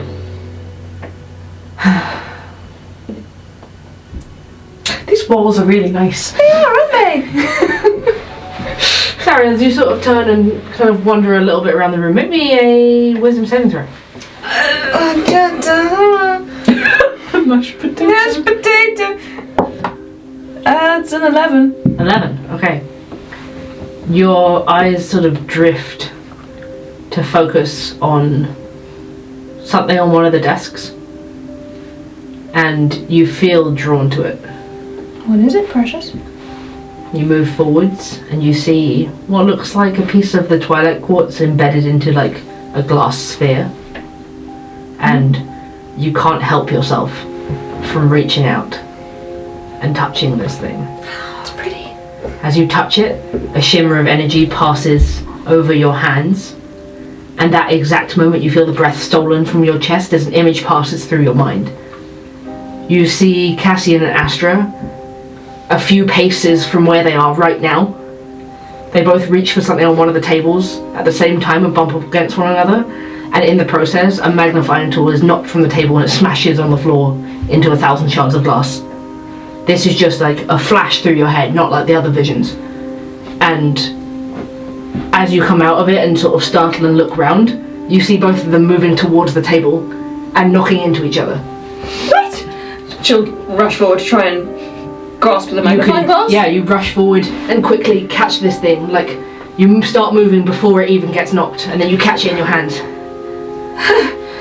Fast reflexes. No, I just saw that. Good job. I didn't realise. I'm sorry. No, I saw you drop it on the floor. But you caught it. No, because I had seen you do it. Like a vision? Ah, divination tower. I saw you reaching for it, both of you, and it fell off the table and smashed. And then I saw you reaching for it again. And I caught it before it fell off the table. So like a premonition. Yes, I suppose so. She'll go back to look at this, like, crystal. Just looks like it's like a glass sphere with this piece of crystal like embedded right into the centre of it. I touched this and I saw. Well, that should be a good thing. Keep a hold of it, maybe. Yeah. I think I will. I mean, you've been trying to practice, so maybe this will help. Maybe. Step in the right direction. Right tool for the right job. Just didn't expect that. No, we can imagine that was a bit shocking. Yes. Maybe, do you think it was the object itself? I don't know. Maybe it gave you a boost. Oh, can I Arcana check it? Yeah, roll Arcana. Awful. 9. And you can't, like, there's so much arcane energy in this room It's that you think that you'd have to take this somewhere else to even figure out if it's something to do with this thing itself. I might look at it elsewhere. This is a very busy room. Like, especially with the crystals floating around and the floor with the star map, it's sort of like everywhere. I'm going to look at this another time. I'll put it in my stuff. Something else to put in my equipment. Right. Well, this is definitely worth coming to. Who knew you'd find something to help you with your friend in a forgotten city? Yes, grand. We should move on. We should. Just the library left to go, right? And then the Livesto. Whatever it was. Okay, let's go. That awkwardly leads the way out, just like, I'm not staying in that atmosphere. Bye! Down the stairs we go. The four of you, like, awkwardly make your way out of this tower, hug the walls of it as you climb back down this spiral staircase, which is a lot more intimidating on the way down, looking over the edge. As you walk down towards the floor, you can, once again, as you did climbing into the city, let the rope down, tie it to the immovable rod, Sariel wait at the top, and you reckon this time you could probably hang off this ledge and drop yourself down without wild shaping. Drop the immovable rod down to them, get down to the floor. Astra will catch you. Right, let's find this library then, shall we? Yes, it's not far away, right? No, I don't think so. Okay, lead the way. I will. Start making your way towards the library. Sort of odd and slightly awkward silence coming over the group. And then you find your way outside this sort of wondrous, vast, standalone building, this time with 2 floors. Time hasn't removed the wonder of it. It's got not domes this time, but like glass spires coming off the roof. You imagine must let in the most incredible light as you get inside. And Vanden stops outside the door and he turns to the group, and then you hear you see the little pixie friend appear in front of him. He's like, for God's sake, can we just deal with this thing? This is getting so frustrating. Oh no, it's your turn. And you see the pixie sort of, the playful demeanour on her seep away, and she looks annoyed. And she throws her hands out at Vanden, and he sort of winces away from it, and she disappears. He opens his eyes again, and nothing seems to happen. What was that? You see him open his mouth to talk and no words come out. And he just moves his mouth again. I've just silenced you. Stolen his voice away. You need to be polite to Fae folk. He sort of tries to gesture like, we'll just wait. It will go away. Stands there. 30 seconds pass, he tries again. No sound comes out. Lasted about a minute for the rest of us. Let's just keep going and then it'll come back to you. You see more tension sort of seeping into his posture. A minute passes, and then another, and then another. And he's not getting his voice back. You can see the distress on his face as he looks between the three of you desperately for some sort of help. And that is where we will end tonight. No! My boy! Let him speak. Let him speak. Silence him. Oh, what an episode! What an episode! Well done on the That was amazing. Thank you! Yay, the dissertation! dissertation. We're about halfway through, baby. Hey! Thank you for DMing. Thank you so much. Thank you guys for playing. I hope you've had a good time. Thank you Been for some me. revelations. Thank you for making me cry. Yippee. I'm sad now. Right, we hope you've enjoyed the second part of The Lost City of Velathra. Part 3 coming next Wednesday. We'll see you there. But until next time, we're nyxrising and we love you. Bye.